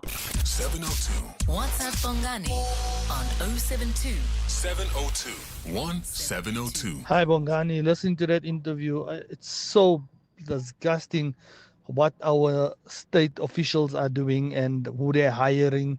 And it just speaks to us showing that we are a mafia state. I mean, they destroyed a family and thought nothing of it. The mayor thought nothing of it. That mayor needs to resign or something needs to happen. But it's utter disgust. It's beside me, honestly. This, of course, is the story of this poor man traveling with his wife in Little Fort Figo. They say they were stopped on the side of the road by an unmarked car. The men who emerged out of it had no identification, who questioned them a little bit, and when the man asked too many questions, they shot him dead. They now say they did so in fear of their lives. Their bail hearing will happen this morning. Hey, how's it, Bongani? How's it, 702 fam? It's Stephen here. I think Tony Leon's right about the renewal of leadership to an extent. I mean, it depends how it all sort of pans out. But I remember so clearly when someone pointed out to me, and I was shocked by it, how few of our political parties change their leaders or actually have leadership elections. The DA does, the ANC does, the Freedom Front Plus recently changed their leader. But otherwise, I mean, the IFP, one change since 1975. The ACDP, can't think of one. It's always been the same guy, the Reverend Kenneth Meshwe. I mean, there's so many other political parties like that. Action SA has been around for how long? They haven't even had a proper voting conference yet. I mean, no one voted Herman Mashaba as the leader. So something interesting to think about. Check you later. Cheers. What's that song? It's my party, and I'll cry if I want to. Cry if I want to. I think that's the anthem for many a political party leader in South Africa. What happens next to the Red Berets? Are leadership changes necessarily the renewal we are promised? Remember Ramaphosa and the New Dawn? Remember that? How much has changed in the ANC? Really? 702. What's the question? What's the question is brought to you by Outsurance. A chance for you to win up to 3,000 Rand in cash. First, 1,000 Rand for the answer, and then later, 2,000 Rand if you can give us the question. SMS out to 45142 now. You could save on your car insurance. If you don't, ask for 500 Rand. Lisejo, you're in Rosettenville. Please give us today's answer. 2006. 2006. And tell me, Lisejo, have you got yourself a quote from Outsurance? Not yet. Not yet. Aww. Should we give you this money then, Lisejo? Should we give you this money? All you had to do was SMS out to 45142 to see if you could save on your car insurance. Yes, I'll do it after here. Not to worry. We'll be nice. We'll be nice. Lisejo, 1,000 Rand is coming your way, all thanks to 702 and Outsurance. There you have it. 2006 is the answer. What's the question? EWN Sport. Come up now to sporting news. Cindy Paluta, we've been talking about this game in hand, or games in hand. Yep. Who's at the top of the table now? Well, Orlando Pirates, exactly that. Top of the Premiership table, 3 points ahead of Sundowns. No more games in hand. They beat AmaZulu 2-0 last night. The goals from King and then a Johnson own goal. Coach Wadu speaking on SuperSport after the game. Top performance from the boys again. We have to give them credit. You know, when you are playing away against such a good team, AmaZulu, we know the quality of the players, the quality of the coach. So it's a big performance for us today. We started the game exactly like we wanted, you know, to put the high pressure, you know, in order to find the net. It's what we did.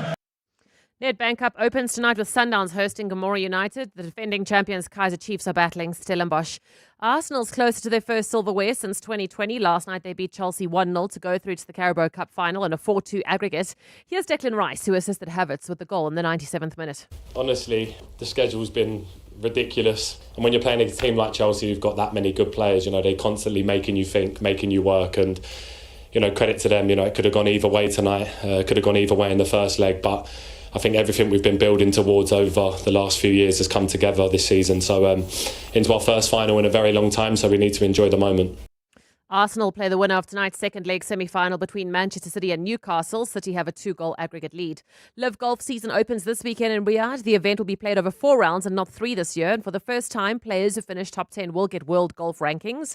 Dean Burmester for Southern Guards GC was the highest placed team member last season, tied for 4th. I think it's nice for us to kind of start in Riyadh under the lights. It's always interesting. Pros is a whole different challenge for the player, and I think it gives a really exciting view for the viewers. The golf course when we played late last year was in great shape, so I'm expecting a lot of birdies. 4 rounds, so 1 extra round for us this year. So yeah, there's a few new dynamics that are coming in. An exciting week to kind of see what everybody's been up to in the off season. In rugby, Anthony Dupont's back from injury to lead France against Ireland in the Six Nations this weekend. And in cricket, the Proteas are in action this afternoon. They're playing India in a T20 World Cup warm-up match from around 3:30. Cindy Paluta, Eyewitness News Sport. EWN Traffic. It's 7:45 on the nose. It's been a busy morning. Delays in the capital. Amo, what's going on? Yes, Bongani, in Weirder Park, we've got an accident reported right near Old Johannesburg Road. It's on Hendrik Foot Drive. It is causing heavy traffic volumes there.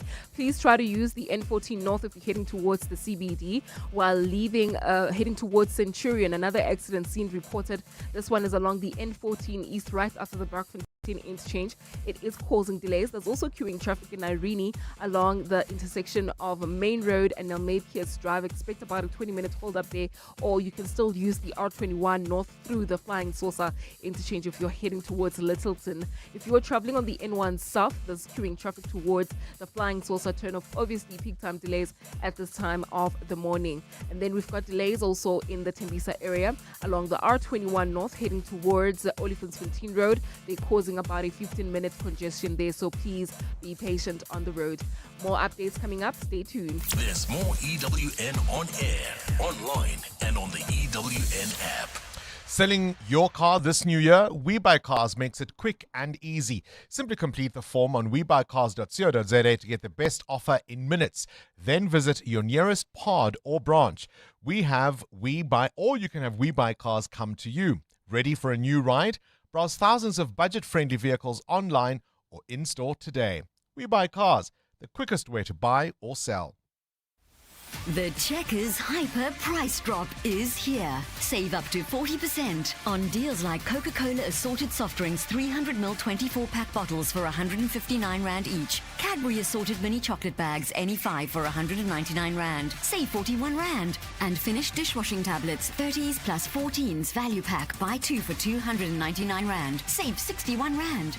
Deals valid until this Sunday, only at Checkers Hyper. For news on South African industry and mining, Creamer Media's Engineering News and Mining Weekly has you covered. Click through to Creamer Media's Engineering News each day for the latest on the people and companies shaping the energy transition and South African industry. Keep your finger on the critical minerals pulse by visiting Creamer Media's Mining Weekly. For deeper insight, subscribe to the Engineering News and Mining Weekly magazine, out on Fridays. Creamer Media, current, credible, comprehensive. 702. What's the question? For 2,000 Rand in cash, all thanks to Outsurance. Please tell me what's the question. If the answer is 2006. Let's go to Ongezwa in Port Elizabeth. Ongezwa, what's the question? Morning, Prabhu. In which year did Beyonce drop the song Check on It, which was inspired by Pink Panther, and it won on US Billboard Hot Chart 100? Yes, indeed. As she moves, people check up on it. Ongezwa, 2,000 Rand is coming your way, all thanks to Outsurance and 702. The Billboard Hot 100, number 1 this day in 2006 is this hit. You can look at it as long as you don't grab it. If you don't go bragging,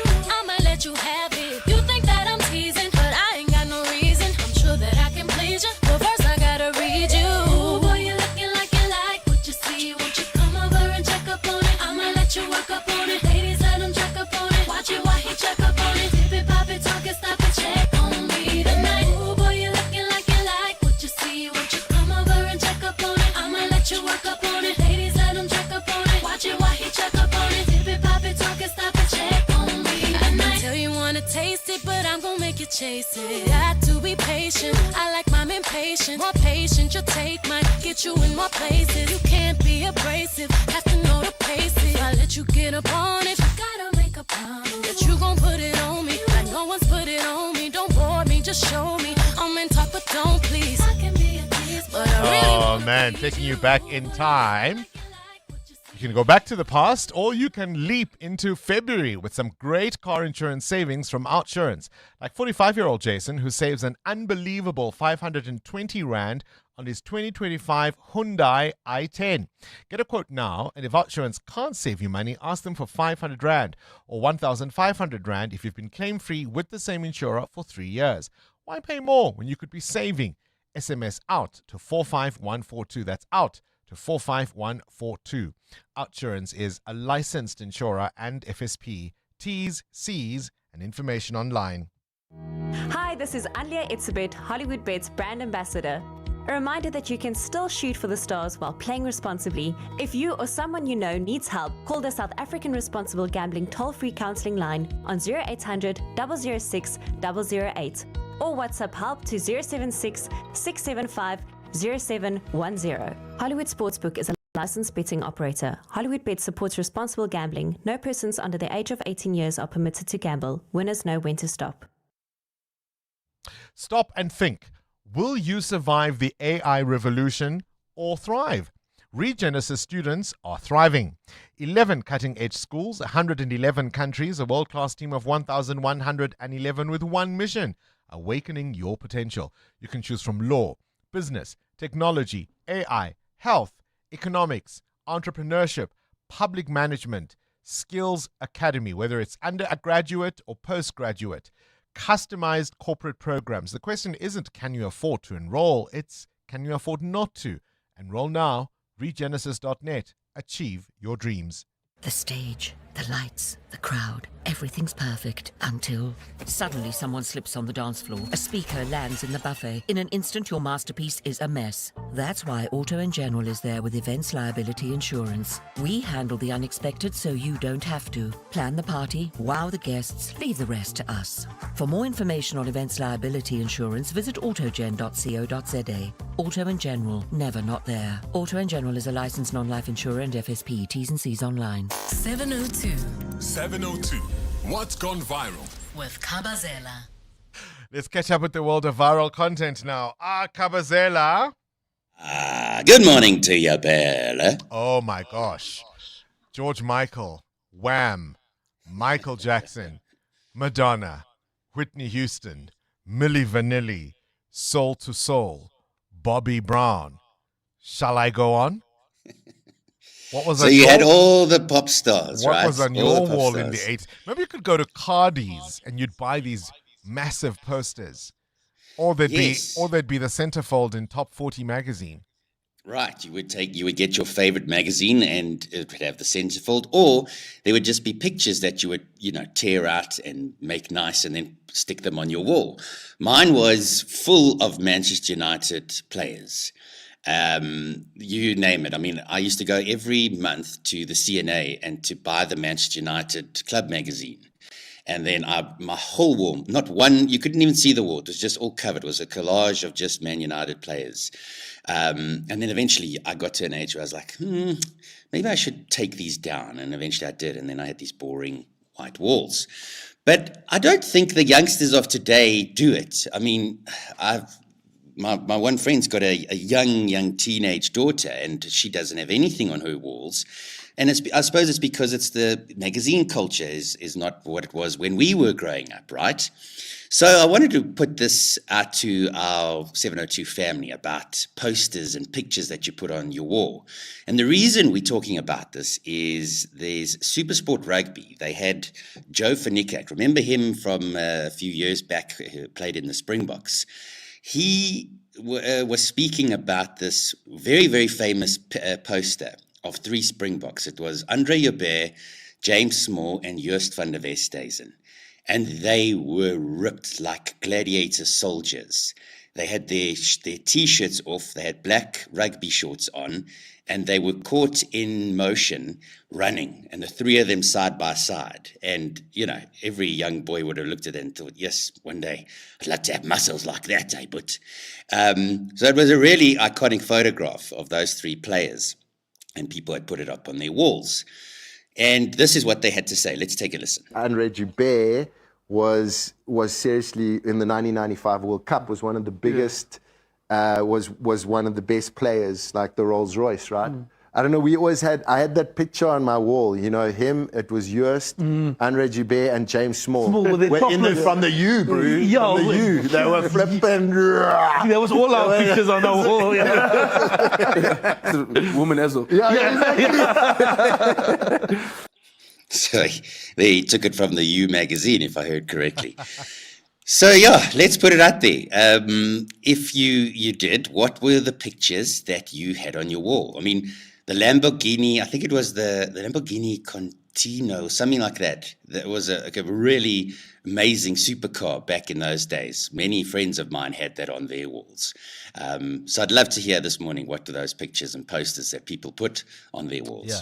I suppose today's youngsters follow their stars on social media. And so in our day, the magazines were almost the intermediary between ourselves and the celebrities we admired. Now you've got direct access, and I say that in inverted commas, through social media. So perhaps that's also been part of the change. Do you remember the posters you had on your wall? And did you, like me, run out of wall space? I think at some point I had them on the ceiling or something like that. All right, let's talk about those people who make nice with the bosses. Kabazela, even though at times the rest of us suspect they're faking it. Oh, I think most of the time they are faking it. And you know who the people are in your office. And you'll sit maybe at your desk and you'll look around and you'll see the bosses approaching. And then the big smiles come on people's faces. They maybe stand up, they go chat and laugh the loudest at the jokes. But I think it's a proper skill to be able to do this. So the reason we're talking about it is somebody had taken a clip of a series and wrote a caption there saying, of a guy looking at people doing that, laughing the loudest and doing all those things that people would do with bosses, and saying, realizing corporate life requires an licking skill set you simply weren't born with. And many people have commented and saying, it is a skill. You probably have to try and learn the skill and kind of put all your things, your pride sort of behind you and just do it. Because some people are saying if you don't know how to play this game, it can seriously jeopardize your movement within a company. And I don't know if our 702 family agree with that. Like one comment here that I picked up, it says, people love to blame kisses for why they're not recognized at work. But there's something I'm really glad I learned early in my career. We don't get what we deserve, we get what we negotiate. So that's probably part of being a kisser in the workplace is you got to know how to play the game, negotiate. Except the bosses are human too. They know when someone is being insincere or just, being all flattery. Let's put it out there though, Kabazela, and see what 702 landers think. Is it part of playing the game to make nice with the bosses? Fake it until you make it kind of philosophy? Or do you think, look, just try and be good at your job and yes, make nice where you need to, but with everyone in the work environment, and don't reserve your niceness only for those that can help you get ahead? I think most bosses can see through the fake smiles and the pretense. Or is it because I'm not a boss? 702. Feedback with Baphelile Sambo. That's a hard thing to watch, hey, Baphelile? It is. When someone wants to take the credit, they want to shine in front of the management. I call them the I people. We don't have such people. We on our don't. team, We are very close, and we are a team. We are the we. Yes. And Yeah. what did you do last week all by yourself? Bongani, Bongani. You're going to smack me. Bongani. All right, okay, let's focus. Let's focus. You didn't have posters growing up? I did. I still have a poster in my room. I was telling Amu now. I have a poster, big poster of Rihanna, and I have my reasons. Not even like because I'm a fan and all of that. No. What are your It's reasons? part of my manifestations because I just want to have a sit down with her. One day. Yeah. An interview. Yeah, so every time I walk in my room, I'm like, yes, girl, you and me. Did you buy Fenty?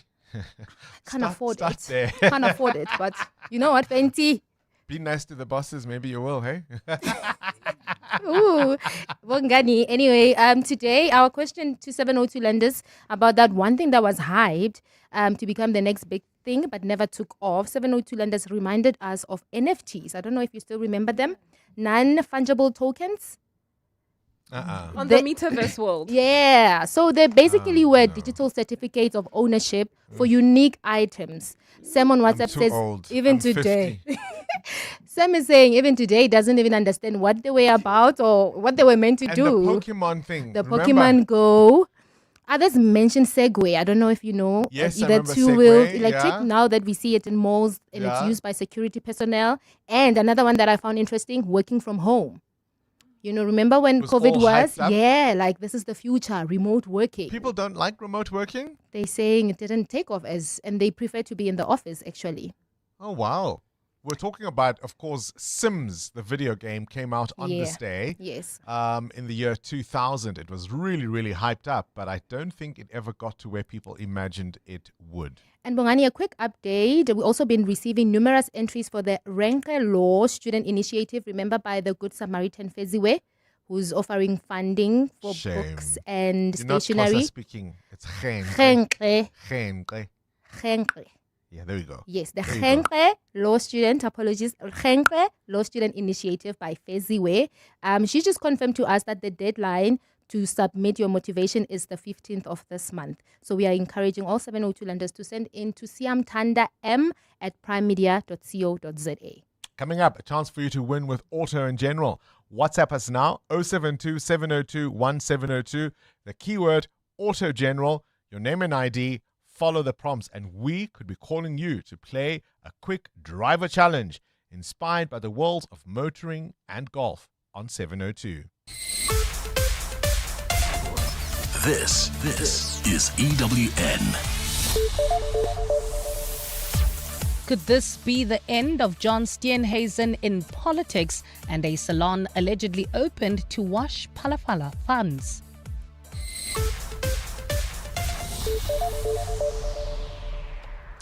Good morning, I'm Bali Dlamini. DA leader John Steenhuisen is expected to make a major announcement this morning that could have a significant impact on his political career. Speculation is rife that Steenhuisen may announce his withdrawal from the race to retain his position as the party's federal leader. The DA will hold its federal congress in April, where new leaders will be elected. Should Steenhuisen withdraw from that race, it's anticipated that Cape Town Mayor Jordan Hill Lewis will put his name forward. Alfara Mushwana reports. From an internal party investigation into allegations of abusing party funds to claims that he mishandled the foot and mouth disease outbreak as agriculture minister, John Steenhuisen has faced a turbulent few months within the party and in his executive role. The DA leader was recently investigated by the party's Federal Legal Commission over claims that he misused party funds through his party-issued credit card. While the commission found no evidence of misappropriation, it said there was prima facie evidence that both Steenhuisen and former party treasurer Dion George, who publicly raised the allegations, had brought the party into disrepute.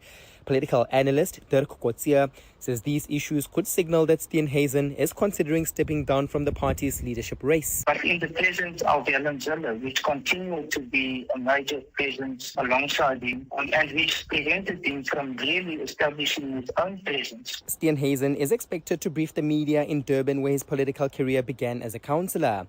Alpha Ramshwana, Eyewitness News in Durban.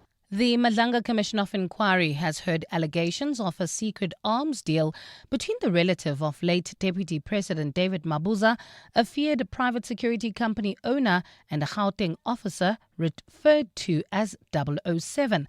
The shocking claims emerged as the inquiry heard testimony from witness F yesterday, who testified partially in camera. Oren Singh reports. A WhatsApp conversation between someone listed on Witness F's contact list as Comrade Didi Mabuza, Deputy President, and the Gauteng cop gave insight into a massive arms deal. Witness F claims the person was not Mabuza, but his nephew, Spiwe Mabuza, who approached him over an arms deal involving 750 12-gauge shotguns. Witness F also confirmed close links to a man who KZN Hawks boss Lesetja Sinona feared to name before the commission, Bedford View private security boss Stephen Motsumi. In some instances, Witness F was referred to as 007, something evidence leader Matthew Chaskelson questioned him on. Do you know what 00 signifies in the James Bond movies? James Bond, I don't know him. I can't comment on that. Well, James Bond was 007, but the 00 agents were the agents who had a license to kill. Witness F will continue with his testimony this morning. Aaron Singh, Eyewitness News. The Road Accident Fund Board says it's still considering ways to make the claims process less cumbersome. This includes simplifying a new application form that's been contested in the courts. But it's told Parliament's Standing Committee on Public Accounts that it will still need to consult with lawyers on how to refine this process. Lindsay Dentlinger has more. Parliament's inquiry into the Road Accident Fund is winding up, with the interim board yesterday appearing before Scopa to explain actions they've taken to deal with the backlog of claims and the fund's inability to settle them. Board chairperson Kenneth Brown has acknowledged that the current process is less than ideal.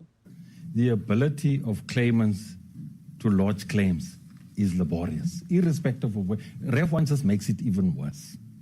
He says the organisation is aware that claimants are often not immediately receiving payouts made directly to their lawyers. With more than 300 vacancies in RAF's legal department, Brown says the default judgments are stacking up. It seems to appear that some of these attorneys are abusing the capacity that we have, the lack of capacity, and where we are, for furtherance of their gains. Brown says payments to claimants are also slipping through the cracks due to corruption and fraud at the fund. Lindsay Dentlinger, Eyewitness News, Parliament. In the courts now, it has emerged that the alleged mastermind of the Palapala burglary, Emanuela David, opened a hair salon to launder some of the money he allegedly stole from President Cyril Ramaphosa's farm. This is according to a Hawks financial crimes detective who testified during the trial yesterday at the Murimula Regional Court in Limpopo. David is charged alongside siblings Froliana and Dilinasho Joseph for breaking and entering into the president's farm and allegedly stealing $580,000 in cash. Tabiso Koba has more. Out of the three accused, Emanuela David is the only one facing a money laundering charge. A financial crimes detective from the Hawks testified in court yesterday that a few days after the burglary at the Palapala farm, David opened a business account with F&B for a hair salon. The detective's evidence shows money into the account was withdrawn as quickly as it was deposited. Transactional analysis of the account was for the period 2020, February 28th to 1st June 2022. During this period, cash inflow was 780,534.12 cents and cash outflow was 779,685.67 cents. The detective says there were similar patterns in another business account opened by David, which received over R1 million in deposits from his alleged accomplice, Eric Chikongo. Chikongo is alleged to have also played a huge role in the burglary. However, he reportedly fled to Namibia before he could be arrested. Tabiso Koba, Eyewitness News. And 14 people have been killed after a Greek Coast Guard vessel and a boat carrying migrants collided. 2 Coast Guard members were taken to hospital and 24 migrants rescued. According to media in Greece, 7 children and a pregnant woman were amongst the injured. Large numbers of migrants seek to cross the Mediterranean each year in order to reach Europe. The International Organization for Migration says about 33,000 migrants have died or gone missing in the Mediterranean since 2014. Gold is trading at $5,063.36 an ounce. The rand is at 15.93 to the dollar, 21.84 to the pound, 18.83 to the euro, and Brent crude oil is at $66.33 a barrel. And in the traffic, we've got delays on the M1 South between the Bakru turnoff and Marlborough Drive. Roadworks are taking place along this route. Do you expect about a 30-minute hold-up? And if you're heading towards Sandton, queuing traffic along Grayston Drive. This is between the M1 and Catherine Street. Catherine Street in itself is backed up coming out of the M1 bridge. And in your sport, the Nedbank Cup opens tonight with Sundowns against Gomora United and the defending champions Kaizer Chiefs playing Stellenbosch. Orlando Pirates are the Betway Premiership leaders for now after last night's 2-0 win over Amazulu. Arsenal through to the Carabao Cup final. They wait to see if they'll play City or Newcastle. And Live Golf starts this weekend in Saudi Arabia. Dean Burmester says it's a whole new ball game playing at night under lights. A partly cloudy Wednesday in store for Gauteng today with isolated showers and thundershowers expected. Temperatures peaking at highs of between 27 and 30 degrees.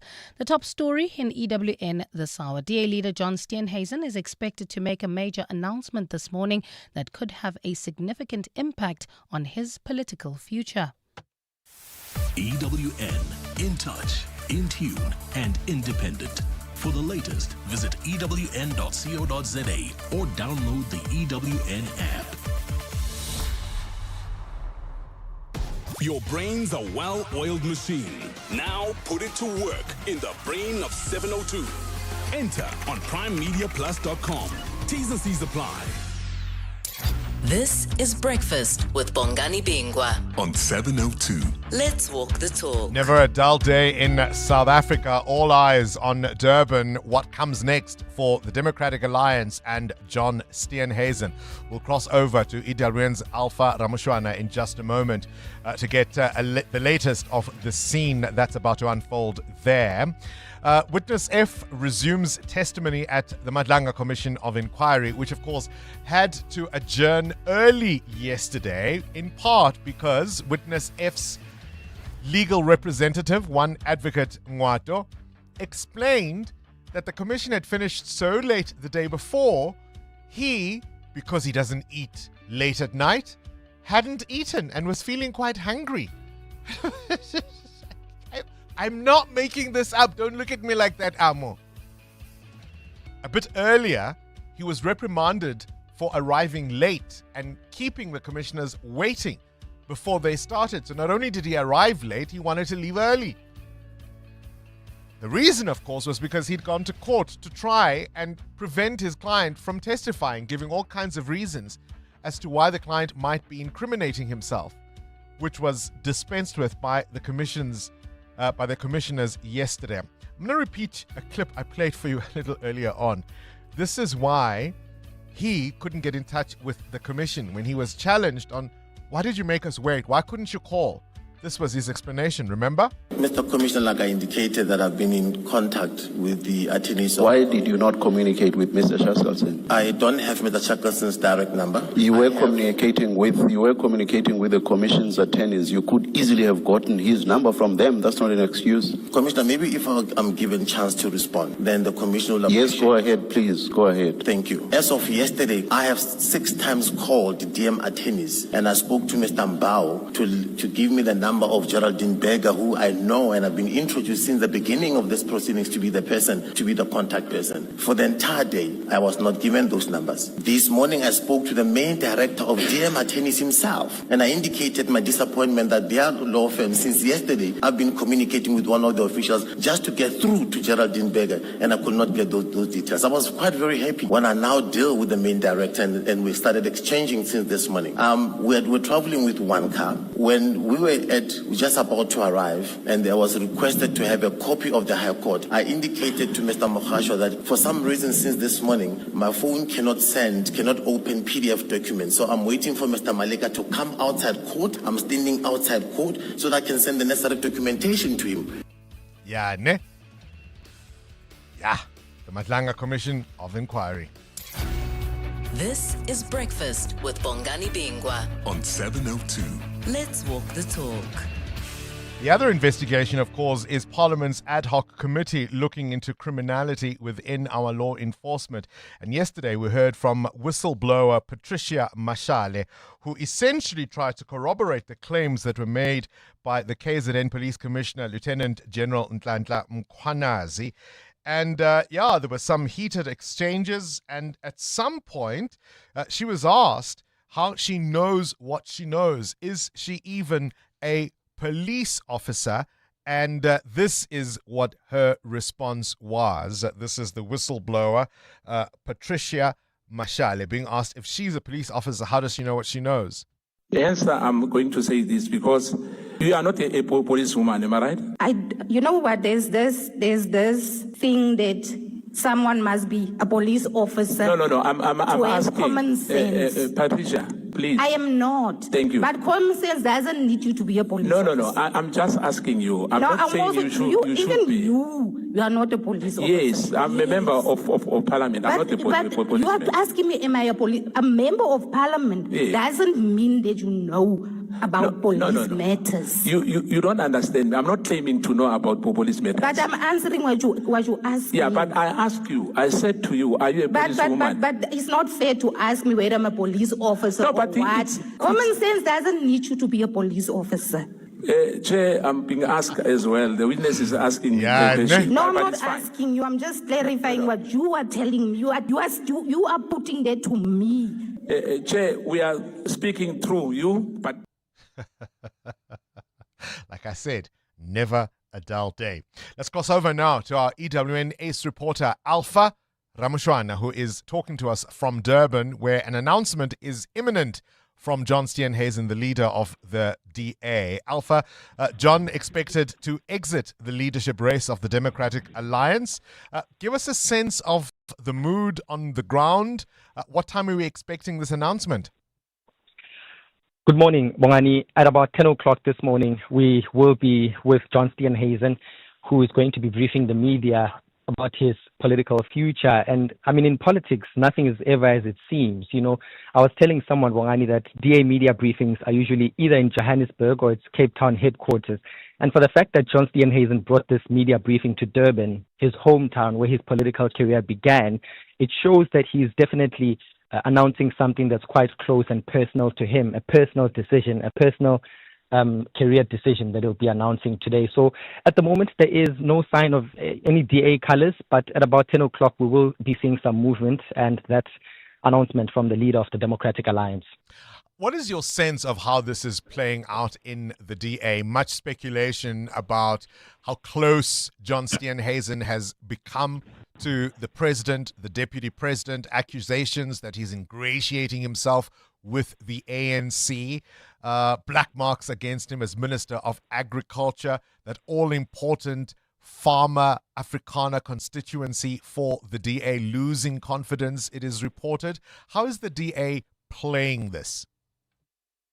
Yeah, it's a difficult one for the Democratic Alliance and John Steenhuisen in particular, who has had a very difficult time over the past few months, both in within the DA and in his capacity as Agriculture Minister. You would know that right now there's the foot and mouth disease outbreak here in South Africa, and it's affecting a number of farmers. Loss of production, cattle being affected by this disease. And we've heard a number of farmers really, which some of them would be the constituency of the Democratic Alliance, claim that they feel that the Minister of Agriculture, John Steenhuisen, fails them by failing to contain and manage this foot and mouth disease outbreak. Now, from some insiders, they believe that this is part of the reason why John Steenhuisen may be withdrawing from that leadership race. We do expect him, Bongani, to say something along those lines, that he wants to focus on containing this foot and mouth disease outbreak. So definitely that might be one of the issues that he's going to talk about today. All right, Alpha, you've been, of course, reporting on this since yesterday. You arrived in Durban. You've been there since the early hours of the morning. Have you eaten? Are you getting Uber Eats? We'll have to leave it there. Alpha Ramushwana, keep listening to 702 for updates throughout the morning. EWN Traffic. 18 minutes after 8. Amo?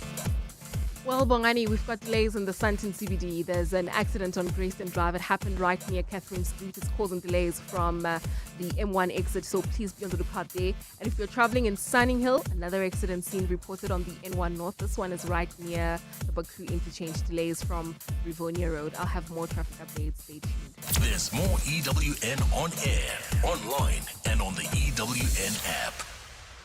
Water is a scarce resource. That dripping tap, that overwatered lawn, it all adds up. Johannesburg Water urges you to fix property leaks, reuse grey water and reduce unnecessary use. They're intensifying leak repairs and upgrading infrastructure to reduce losses. By working together and changing daily habits, water resources can be safeguarded and supply secured for future generations. This is brought to you by Johannesburg Water, a water and sanitation utility that cares. This message is brought to you by Eskom, redefining for a better future. Hey South Africa, want to keep your lights on and save money? Let's use electricity wisely. It's easier than you think. Switch off lights when you leave a room, unplug chargers and appliances, and use energy-saving bulbs. They last longer and use less power. Every little bit helps for your home, your wallet, and our planet. Let's make it a habit and use electricity wisely. Eskom. When choosing a medical aid, pay close attention to the benefits. Like the benefit of skipping phone calls and pharmacy queues with the convenience of the Discovery Health app. The benefit of one app that makes finding the right doctor, booking an appointment, submitting a script, having medicine delivered, and your claim paid simply effortless. Just another benefit that makes Discovery Health Medical Scheme for your health like no other. Speak to your financial advisor or visit discovery.co.za to get a quote. Discovery Health Medical Scheme is a registered medical scheme. The Discovery Health app is brought to members by Discovery Health. Know a little about a lot, from headlines to horsepower, parenting to pop culture. If you stay switched on with News 24, it's time to cash in. Play the Raise Your Game quiz every day this week from 1 p.m. on 702 afternoons with Rilebogile Mabocha. Answer 3 questions, stack your winnings, and walk away with up to 5,000 Rand cash. Thanks to News 24. Enter now on primemediaplus.com. The Raise Your Game quiz with News 24. Only on 702. TCs and more on primemediaplus.com. If you know your putters from your potholes, it's time to win with Auto & General on 702.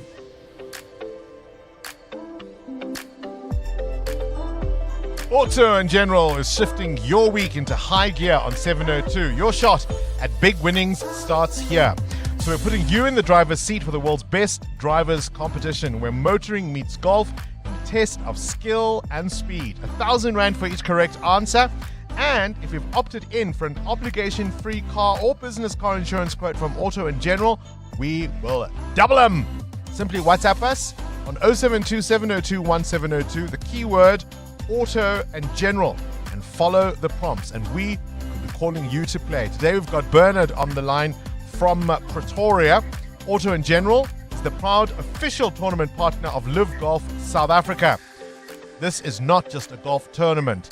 Auto & General, together with Live Golf, are bringing you the best musicians in the world in a festival-style atmosphere that will transform sport into a full-scale music experience. Bernard, are you a golf fan?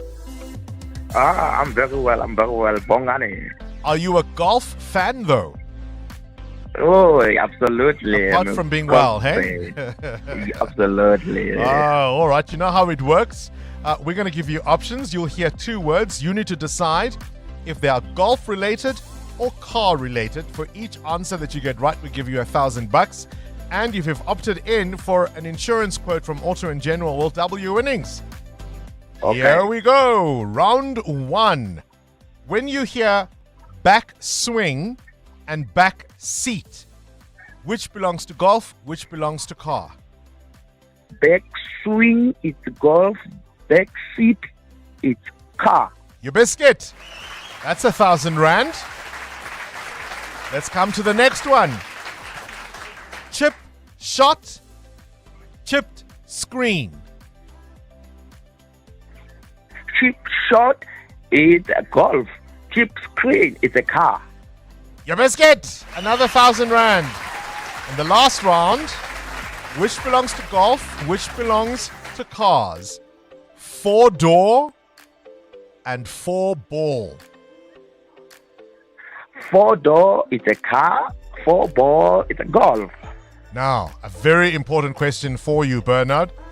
Have you opted in without insurance for an obligation-free quote?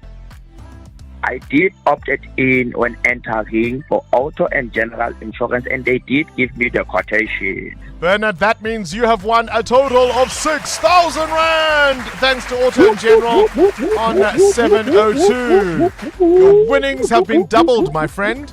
6,000 rand is what you walk away with, hey? Thank you so much for the month of love. Oh, it's gonna be a long. Oh, are you gonna be romantic on the 14th, Bernard, hey? Absolutely. You're gonna be I romantic. know romantic. They are listening. No. They are listening, Bernard. You created the expectations.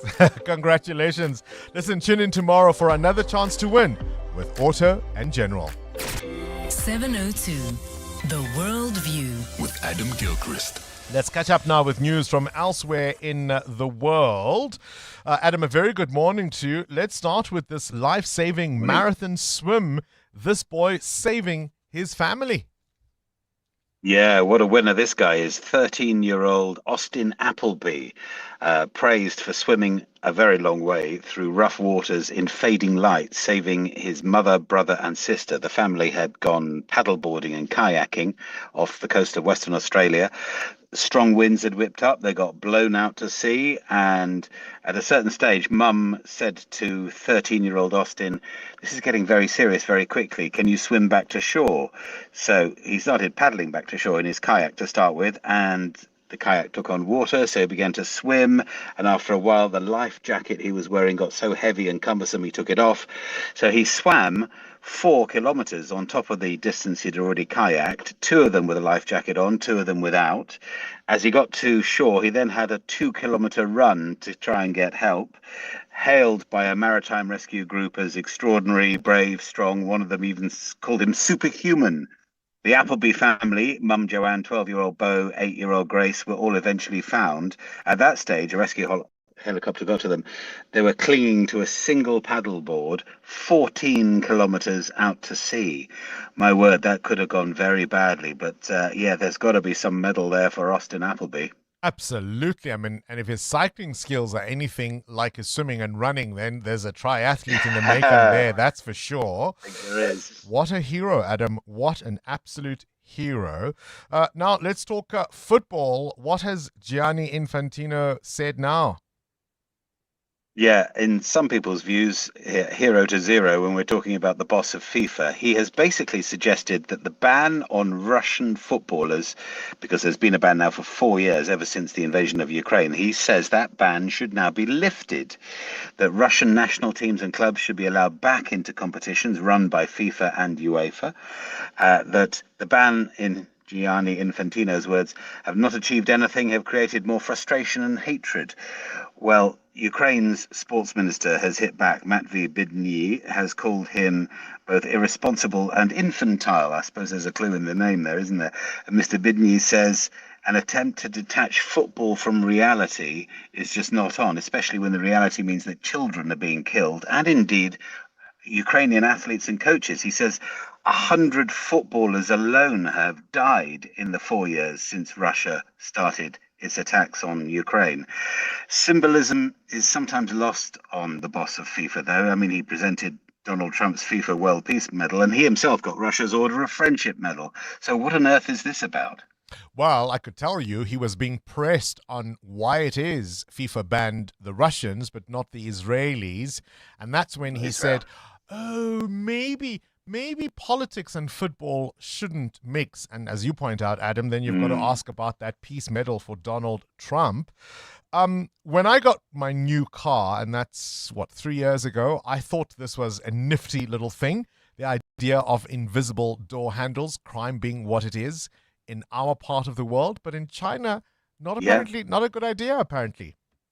No, and I love the look of them as well. I think it was, am I right in thinking it was Audi that began, or was it Alfa Romeo that began the trend 25, 30 years ago, where the handles are either flush against the door or they're sort of cut into the window around it so you can't see them, in other words. But as you say, if there are hidden handles in electric vehicles, China is not best pleased. In fact, I think those flush handles are on about 60% of electric vehicles. China has now decided to ban hidden door handles after 2 fatal crashes. Essentially, if there's a power failure on an EV, then you can't open the door from inside or outside unless there's a manual release. So China's now ordered that all EVs, all cars, must have a manual release inside and outside, because they've seen crashes where people are trapped inside. They can't get out and people can't get in to get them. Which is rather stirs the thought a little bit. They might look great, but yeah, there's a safety aspect here. But it sounds a small thing, but given the impact of China generally and a huge presence in the global car industry, if they're changing it within a year, I suspect we'll all be changing it. So Tesla, watch out. Your invisible handles have got to go. Yeah, I mean, look, as I said, as a resident of Johannesburg, the safety aspect made sense to have invisible door handles. But I also understand what it would be like to be trapped in a car nobody can open in an emergency. Adam Gilchrist with this morning's Worldview. EWN Business. Right, Mateo Kharipe, Vodacom posting revenue jump. Telecom's giant Vodacom says revenue grew 11.7% to 43.9 billion rand. The group's international businesses performed well, with service revenue up 12.6%. Service revenue in its local units was a bit more modest, with 1.4% growth, supported by its beyond mobile business. Group financial services revenue increased by 24.7% to 4.5 billion rand. Vodacom says it transacted $500 million or 7.9 trillion rand through its mobile money platforms, including Safaricom, over the past 12 months. Do you think that means they can afford a few extra Pirates t-shirts for 1, 2, 3, 4, how many fans? Team, right? For a certain team on Breakfast Radio. Gold miner Harmony reporting positive numbers. Now, could that be because of the price of which metal that doesn't corrode? It's not silver, it's not platinum. Could it be a safe haven? A safe haven for investment? Yes. Harmony Gold says the company's value has gone up by 56% since 2024, driven up by that higher gold price. The company's share price has surged past 400 Rand a share as a result. Harmony says it will meet its production guidance of between 1.4 to 1.5 million ounces for the first 6 months of the financial year. The group reported some setbacks, but nothing was as big as that surge in gold price. Harmony says it continued to review its balance sheet. Officially, the company says it wants to balance funding of long-term projects while preserving its commitment to delivering consistent, competitive shareholder returns. Indicators? The rand at 15.93 against the US dollar this morning. It's strong at 18 rand 85 against the euro and 21 rand 84 cents against the British pound. Price of gold now up 2.5% at $5,080 an ounce, or platinum is at $2,271. Brent crude at $67.77 a barrel. That's your morning business. Stephen Grotes with more this afternoon. Solutions for the water crisis in Midrand and other areas, Mbali Dlamini, of course, at the low price. Thanks, Bongani. A very good morning. Johannesburg Mayor Dada Morero says water tankers are being dispatched to support areas still without water in Midrand.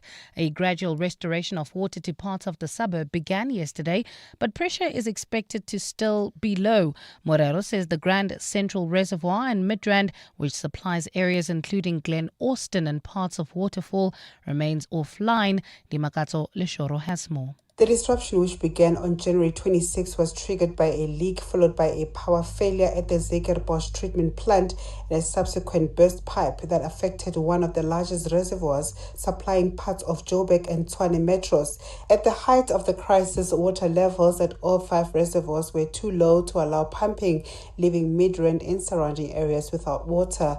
Morero says Grand Central failed to reach satisfactory operating levels and has now been isolated to prevent further strain on the fragile network. He says tankers are being dispatched to support areas still without water. Dimakato Leshoro, Eyewitness News. The Justice Ministry has published draft regulations for public comment that some experts hope will start to clear confusion about how cannabis and associated products are regulated in the country. The regulations propose upper limits for the possession and cultivation of cannabis and form part of an ongoing process to implement the Cannabis for Private Purposes Act. In 2018, the Constitutional Court ruled that the criminalization of the use or possession of cannabis by an adult for private purposes was not reasonable and justifiable. The court declared the legislation invalid and directed Parliament to make amendments. Justice Department spokesperson Terence Manasseh. The regulations proposes clear limits for private use informed by public interests and international benchmarks. Members of the public and interested stakeholders are encouraged to submit comments by 5 March 2026. The Good Party has extended its condolences to the family, friends and colleagues of ANC councillor Lazola Kungle, who died after being attacked in his office in New Crossroads. Yesterday, Kungle, who was a city councillor serving Philippi, Crossroads, Inyanga and Guguletu, was reportedly attacked by unknown suspects. Good Party councillor Jonathan Cupido says the incident is a reminder that the proliferation of illegal firearms in Cape Town has reached crisis levels. When a councillor is murdered while performing this role, it is not only a personal tragedy, but an attack on public service and community stability. Cupido has called on police to bring the perpetrators to justice.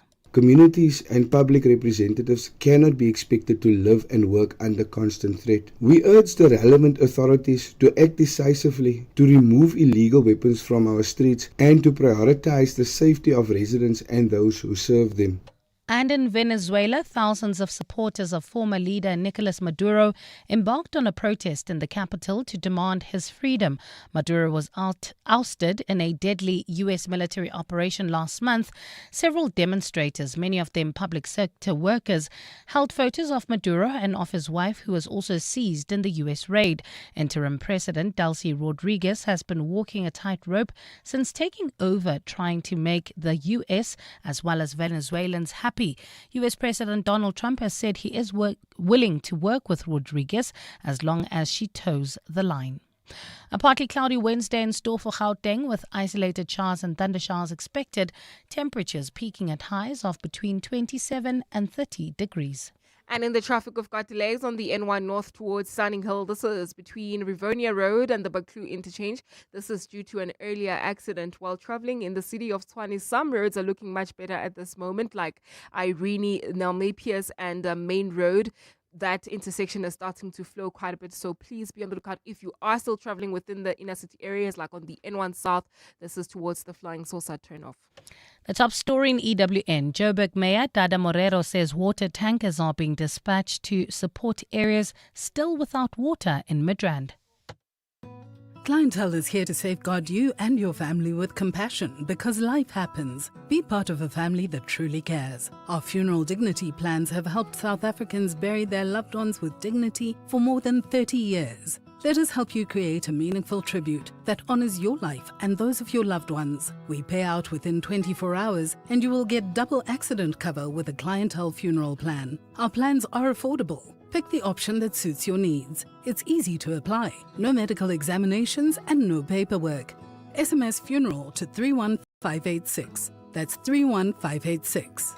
Clientele Life is an authorized FSP and licensed life insurer. T's and C's online. Standard rates apply. At Premier Hotels and Resorts, business travelers staying alone enjoy a complimentary drink every night of their stay. So, whatever your tipple,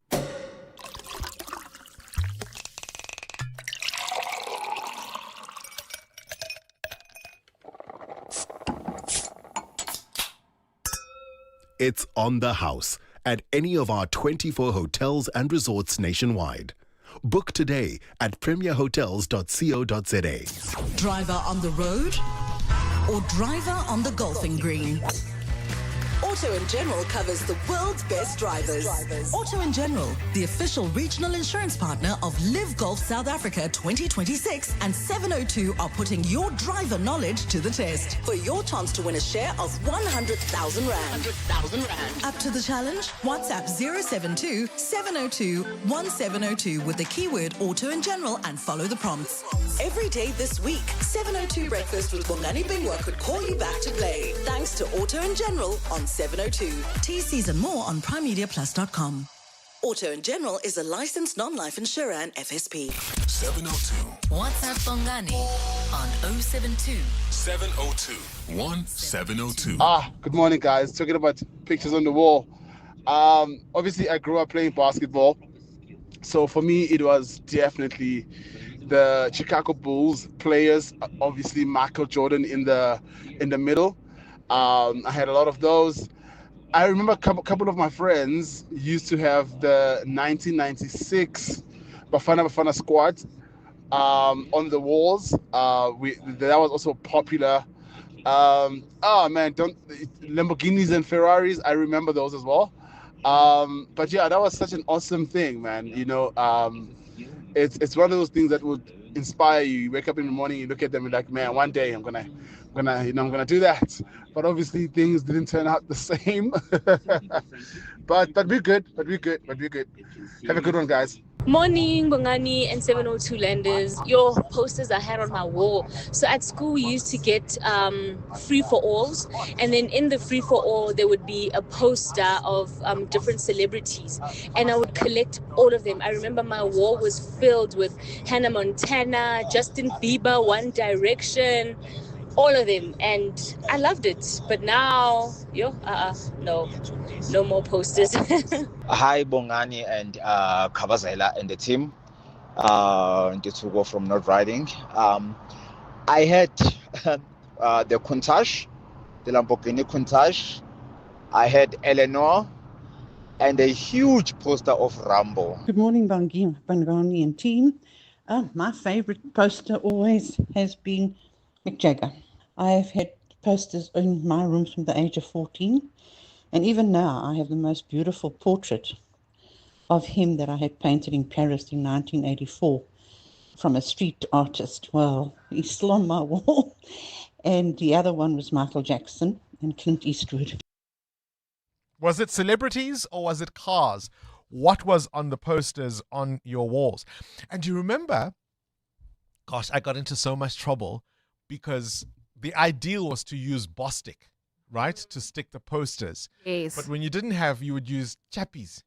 Oh. And that used to leave marks on the wall. Yeah, even tape, solid tape. I used to use it sometimes. No, that looked ugly. No, you weren't a cool kid. No, I was. No, you weren't. According to with you and your chappies. You couldn't see my chappies. That's the whole point. No. Now, what's a free for all?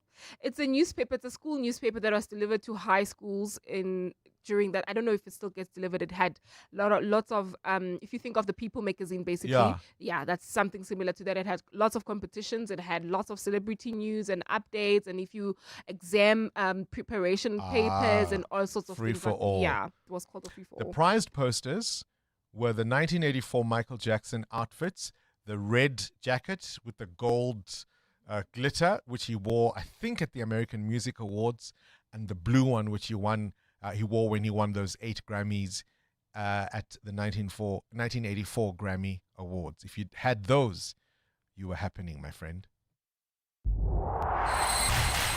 EWN Sport. Cindy Paluta, did you have posters on your walls? Oh, yes. It was basically like wallpaper. So, I mean, you used to fight. I'm sure you've discussed this already on air, but we used to fight over the U magazine every week. Whoever got it first would have first claim on the poster. There were 3 of us kids in the house. And so posters that I do remember, obviously all the Beverly Hills 90210 clan, because they were really big. Who was your favorite? Who was your favorite? I liked Jason Priestley. Yeah. And then I had a huge poster of the Beatles at one point. Madonna? No, definitely not. Not Madonna. I only had like men on my wall. Okay. And then I definitely had Ryan Giggs. I definitely had Ryan Giggs. Yeah. And then a couple of other footballers, but I can't remember who they were. But like just the good-looking ones, not the talented ones, just the good-looking people. I remember my friend and I, there was Wham, and they were both centre forwards. And the fight was who was going to have George Michael because nobody wanted Andrew Ridgely. Like Danny and Kylie Minogue, right? Yeah, like who cares, right? Let's talk football. The Nedbank Cup opens tonight. Yeah, it starts tonight. Sundowns are hosting Gomora United, and defending champions Kaizer Chiefs have travelled to take on Stellenbosch. Here's Chiefs coach Cedric Kaze. We're going against a very good team. New coach as well, but it's a coach that has been in this league for so many years with very great achievements and big experience. But we are Kaizer Chiefs, and we want to go as far as we can in defending the trophy. Orlando Pirates at top of the Premiership after last night's 2-0 win over AmaZulu. The goals from Mofokeng and Johnson own goal. Coach Wado, speaking on SuperSport, says the performance could have been better. I think we could have killed the game earlier and to be more comfortable in terms of passing the ball, in terms of keeping the clean sheet. Second half, we make some slight tactical changes, but again, we lost during 25 minutes the control. And I think at that moment, we could have conceded the goal, to be honest. But I'm happy that we scored the second goal. Manchester City take a 2-goal advantage into the second leg of the Carabao Cup semi-final against Newcastle tonight. The winner will meet Arsenal in the final after the Gunners beat Chelsea 1-0 to advance in a 4-2 aggregate. In cricket, the Proteas are in action this afternoon. It's probably not televised. They're playing India in a T20 World Cup warm-up match from around 3:30. The local CSA 4-day tournament, the Lions, 114 for 4. They lead the Warriors by 221 going into the final day. The 2026 Live Golf season opens this weekend in Saudi Arabia. This year, players have to compete over 4 rounds, not 3. But those who finish top 10 will get world rankings. That's a new rule. Dean Burmester, playing for Southern Guards GC, says playing under light is a whole new challenge. Unique challenges, obviously. If you hit it really far offline, you hit it into the dark, you can lose your ball pretty easily. But then, funny enough, a really simple one is the lights throw 4 shadows. So yeah, the shadow lines can pose like an interesting dynamic. You know, you don't like a shadow line, or if it's going over a putt, or if it's even directly over your ball, it's kind of difficult to gauge the slope and the speed and things like that. So yeah, there's a lot of practice you got to do under the lights. And in rugby, Anthony Dupont back from injury to lead France against Ireland in the Six Nations this weekend.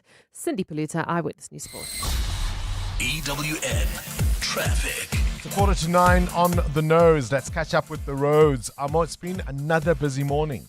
Indeed, Bongani, in Tembisa, roadworks are causing delays on the R21 north towards Olifantsfontein Road. And then if you're still traveling within the Sunny Hill area, do expect delays on the N1 north between Rivonia Road and the Baklu interchange. There's also queuing traffic reported on the M1 south heading towards Sandton. This is between the Baklu interchange and Grayston Drive.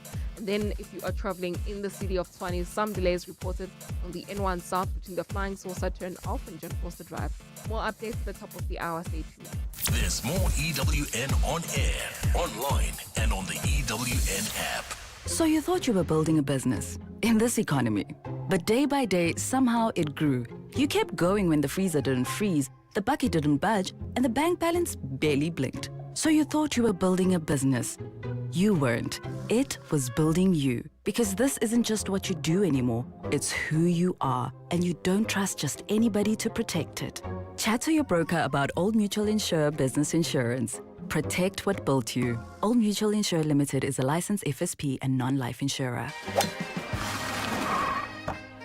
Sorry I'm late, Sevi. Had to fetch my lucky putter. No worries. Let's go. We're teeing off in an hour. Great. We're taking your car. Can't. It's already taken. What do you mean taken? It was right here when I left a few minutes ago. I sold it to WeBuy Cars and made a whole lot of green. Birdie told me that's the best way to sell your car. Not only the best way, it's the fair way. Kom ons vat die pad. Don't be doof, be savvy. We buy cars geared for a fast sale, geared for you. The Money Show. Weekday evenings at 6. What does it mean when the value of a currency on the Big Mac index is much more accurate to the value of that currency against the dollar? You would most probably find that one of those, the country that would fall onto that category would be also a very much far more developed economy with labor costs, real estate prices, etc., more or less in the same kind of bracket. Andres Elias, currency risk specialist. The Money Show on 702. Let's walk the talk. The Money Show with Stephen Curtis is brought to you by ABSA CIB, returning as proud investment theme sponsor of the African Mining Indaba 2026. ABSA is an authorized FSP and registered credit provider. T's and C's apply. When the brightest brains collide in the biggest general knowledge quiz in Gauteng, it's time for the Brain of 702. We'll come to the Brain of 702 in a moment, but up next is the Clement Manyatela Show between 9 and 12. Good morning, Clement. Good morning. How are you Can doing? I ask you rapid fire questions? Yeah. Will you be the Brain of 702? What's on the show today? On the show, we're going to focus on John Steenhuisen. Is he going to announce that he won't be running for re-election or not? So we're going to look at that. Is he being pushed You think out? he's a goner? What does that mean? Gone. Bye-bye. Yeah, I think so. I mean, there's a Is he reason why jumping the or being story pushed? has been leaked. He's definitely jumping. He's not being pushed. Sorry, he's pushed, not jumping. He's Humpty definitely Dumpty. being pushed. Yeah.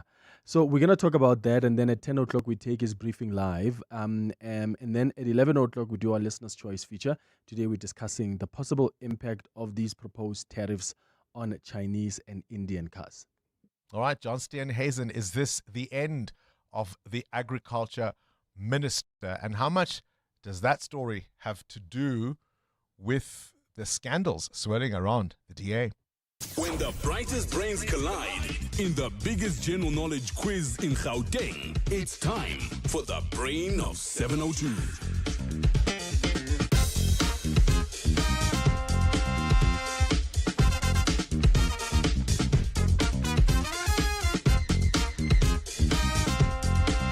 The Brain of 702 is back, and it's time to put your brilliance on display, proving your mental might for a chance to win a share of 130,000 Rand. The Brain of 702. So there's 1,500 Rand in each round. And of course, at the end of the week, you'll win 10,000 Rand if you're still standing as the Brain of the Week on 702 on Friday. Ultimately, 30,000 Rand should you be declared the Brain of 702. We've got two contestants. Sedation is in Pretoria. You won big yesterday afternoon on John Polman's afternoon drive with 7 correct answers. What's your target this morning? Always aiming to get as high as possible, Bongani. Let's be hopeful. So give me a number. 10. 10. That's a good aim. You know how it works. Sedation, stay on the line. Let's meet your opponent, Mike. 10 says Sedation. What are you aiming for? Well, 11. 11. And have you played Brain before? I have. And how well did you do? Got through to the quarterfinals. Oh, my goodness. All right. So we've got a tough competition on our hands. Good luck to you both. You know how it works. I've got 15 questions. You must give me as many correct answers as you can in 60 seconds. Obviously, the contestant with the most correct answers will be the winner. If the scores are equal, we will play sudden death. And let's start with our reigning champion at the moment. Sedation, good luck to you. And let's see if you can get to that magic number. 10. Here we go. KG, start the clock. 3, 2, 1. Spell the word maximum. MAXIMUM. Correct. Complete the saying, a closed what catches no flies? Pass. Mouth. On which continent is Mount Olympus? Europe. Correct. True or false? Facebook was launched in 1994. False. Correct. What beginning with the letter R is the name of India's currency? Rupee. Correct. Which sport is played with a shuttlecock and a light racket? Badminton. Correct. How many countries border on the Northern Cape? 1. 2. Complete the title of the 2013 series Peaky What? Pass. Blinders. How many S's are there in the word suspension? 3. Correct. Which country is closer to South Africa, Malawi or Rwanda? Malawi. Correct. True or false? In human anatomy, the axilla is also known as the armpit. True. Correct. In politics, ACDP stands for African Christian African what party? Christian Democratic Party. Correct. We'll give you that one correct. And I'm looking at my judges. Ooh, you got really close. You got really, really close. That means you walk away with 9 correct answers. You got really close. You were aiming for 10. 9 is a good score. You improved on your 7 from yesterday afternoon, Sudeshan. You stay on the line. On most days, 9 is a very competitive score. But Mike, as he told us, has gone through to the quarterfinals before. Yep, you're up against stiff competition. Mike, 9 or better, that's the number to beat. How are you feeling? Well, I'm feeling good. You're feeling good. All right, here we go. Let's get your turn going. KG, start the clock. 3, 2, 1. Spell the word obvious. OBVROUS. Correct. Complete the saying, put your what where your mouth is. Money. Correct. On which continent is Mount Sinai? Asia. Correct. True or false? The first iPhone was released in 1997. False. Correct. What beginning with the letter Y is the name of Japan's currency? Yen. Correct. Which indoor sport uses small wooden paddles and very light balls? Paddleball. Table tennis. How many neighboring countries border on the Free State? 2. 1. Complete the title of the 2016 TV series Stranger What? False. Things. How many E's are there in the word spectacle? 1. 2. On which country is closer to South Africa, Angola or Sudan? Angola. True. True or false? In human anatomy, the hallux is also known as the big toe. False. That would have been true. That would have been true. That would have been true. Competitive round for sure. Mike, you walk away with... I'm tallying up the numbers, looking at the judges. Are you sure, judges? Really, really, really sure? Mike, you walk away with 6 correct answers, and that means, Sudeshan, you, my friend, are still our reigning brain. Oh, thank you. Thank you, Bongani. And well done, Mike. 1,500 Rand you have won. Were you nervous at one point when Mike seemed to be galloping away with it? Very much so. You live to tell another tale. You live to fight another day. Sudeshan, you'll play again with John Pullman this afternoon. And if you're still standing after that round, you'll be the brain of the day. And of course, you'll continue to battle for brilliance. Good luck to you, mate. Thank you. Thanks, Bongani. All right, Sudeshan there, our brain of the morning. For your chance to prove your mental might and to win your share of 130,000 Rand, you can go to primemediaplus.com to register, and you could become the brain of 702, walking away with the ultimate general knowledge prize.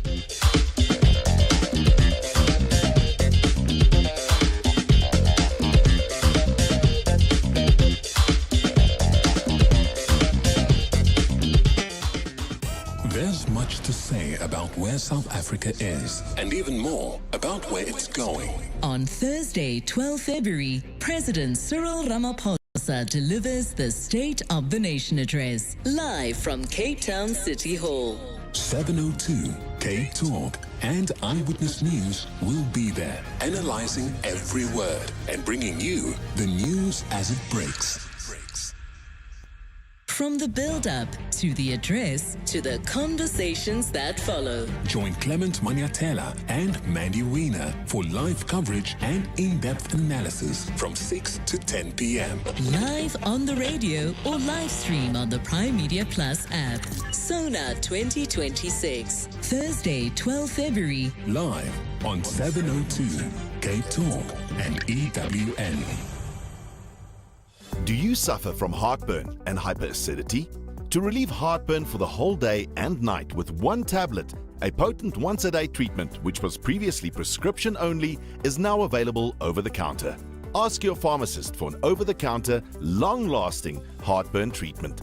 Brought to you by Sandoz. The team's on a roll today. Let me focus on payroll. Duty calls in the kitchen. That's why I have a business insurer that is agile and on the ball all the time on all things. I chose My Way Business Insurance, getting 24/7 emergency service and saving on my premiums, plus my business assist to handle my admin. Visit myway.co.za or dial 0860 64 64 64 and get a quote today. My Way is a licensed non-life insurer and FSP. T's, C's and standard rates apply. My Way. Live your way. You're with Bongani Bingwa. 7:02 weekday mornings, 6 to 9 a.m. Bongani, putting up posters of your favorite celebrities. Those are really beautiful moments. As a boy band generation kid, I had Backstreet Boys, particularly AJ, man. I loved those guys, but more especially AJ. Beautiful memories. Thank you for that. Hi, morning, Bongs and Kabazela there. It's KB here from Tembisa. Speaking of pictures on the walls as we grew up, I had my picture there of Arnold Schwarzenegger, Sylvester Stallone, Chuck Norris. Oh, I remember those old days. Cheers, guys. Have a nice day. Morning, Bongani. You probably won't know who these are, but I had these posters on my walls in the 70s. It was David Cassidy, obviously, and the Bay City Rollers. And me, my sisters, and groups of friends were obsessed with them. Michelle from Linden. Michelle from Linden, the Bay City Rollers rings a bell, but I certainly know who David Cassidy was. He, of course, was a martial artist. In fact, I'll raise you one. Do you remember when Mnet first broadcast? In 1986, one of the first films they ever screened was a David Cassidy film. So, of course, I know who that is. Good morning, Bongs and the team, and 702 Land is Bongs. I think the blue lights must be scrapped. Except for the presidents and potentially key ministers. I mean, these goons harass us on the road here. You know, they're just a bunch of belligerent individuals. I mean, explain to me, for instance, what is an MMC doing with blue lights? What is he in a hurry for? An MMC? No, it's not on. Joel from Kempton Park. Have a splendid Wednesday. Joel from Kempton Park. I've told the story before of a former deputy minister who was invited to a private party at a restaurant, no less. And the party was meant to be in the evening. And during the day, this person whose party it was got a call from the establishment to say there was a security team that had arrived in the middle of the day to come and do a security assessment. The deputy minister had actually sent his close protection officers to go and scout out the area. As you know, I don't know, one might do for a foreign head of state or something of that sort. That's how much the excess can grow. Is it time to take away the blue lights? Certainly not everybody who has them needs them, hey? The big story to watch out for, what happens next with John Steenhuisen. I'm not going to make any jokes about food and mouth. Is that the thing that will have fouled him? Oh, it's foot and mouth. That's the thing. Foot and mouth as Minister of Agriculture. It's 9 o'clock. This is EWN. Good morning, I'm Bali Dlamini. The High Court in Pietermaritzburg is expected to hand down a crucial judgment in the long-running arms former President Jacob Zuma and French arms company Thales filed an application for leave to appeal the court's earlier decision to dismiss their bid to have charges against them dropped. They face fraud, racketeering and money laundering charges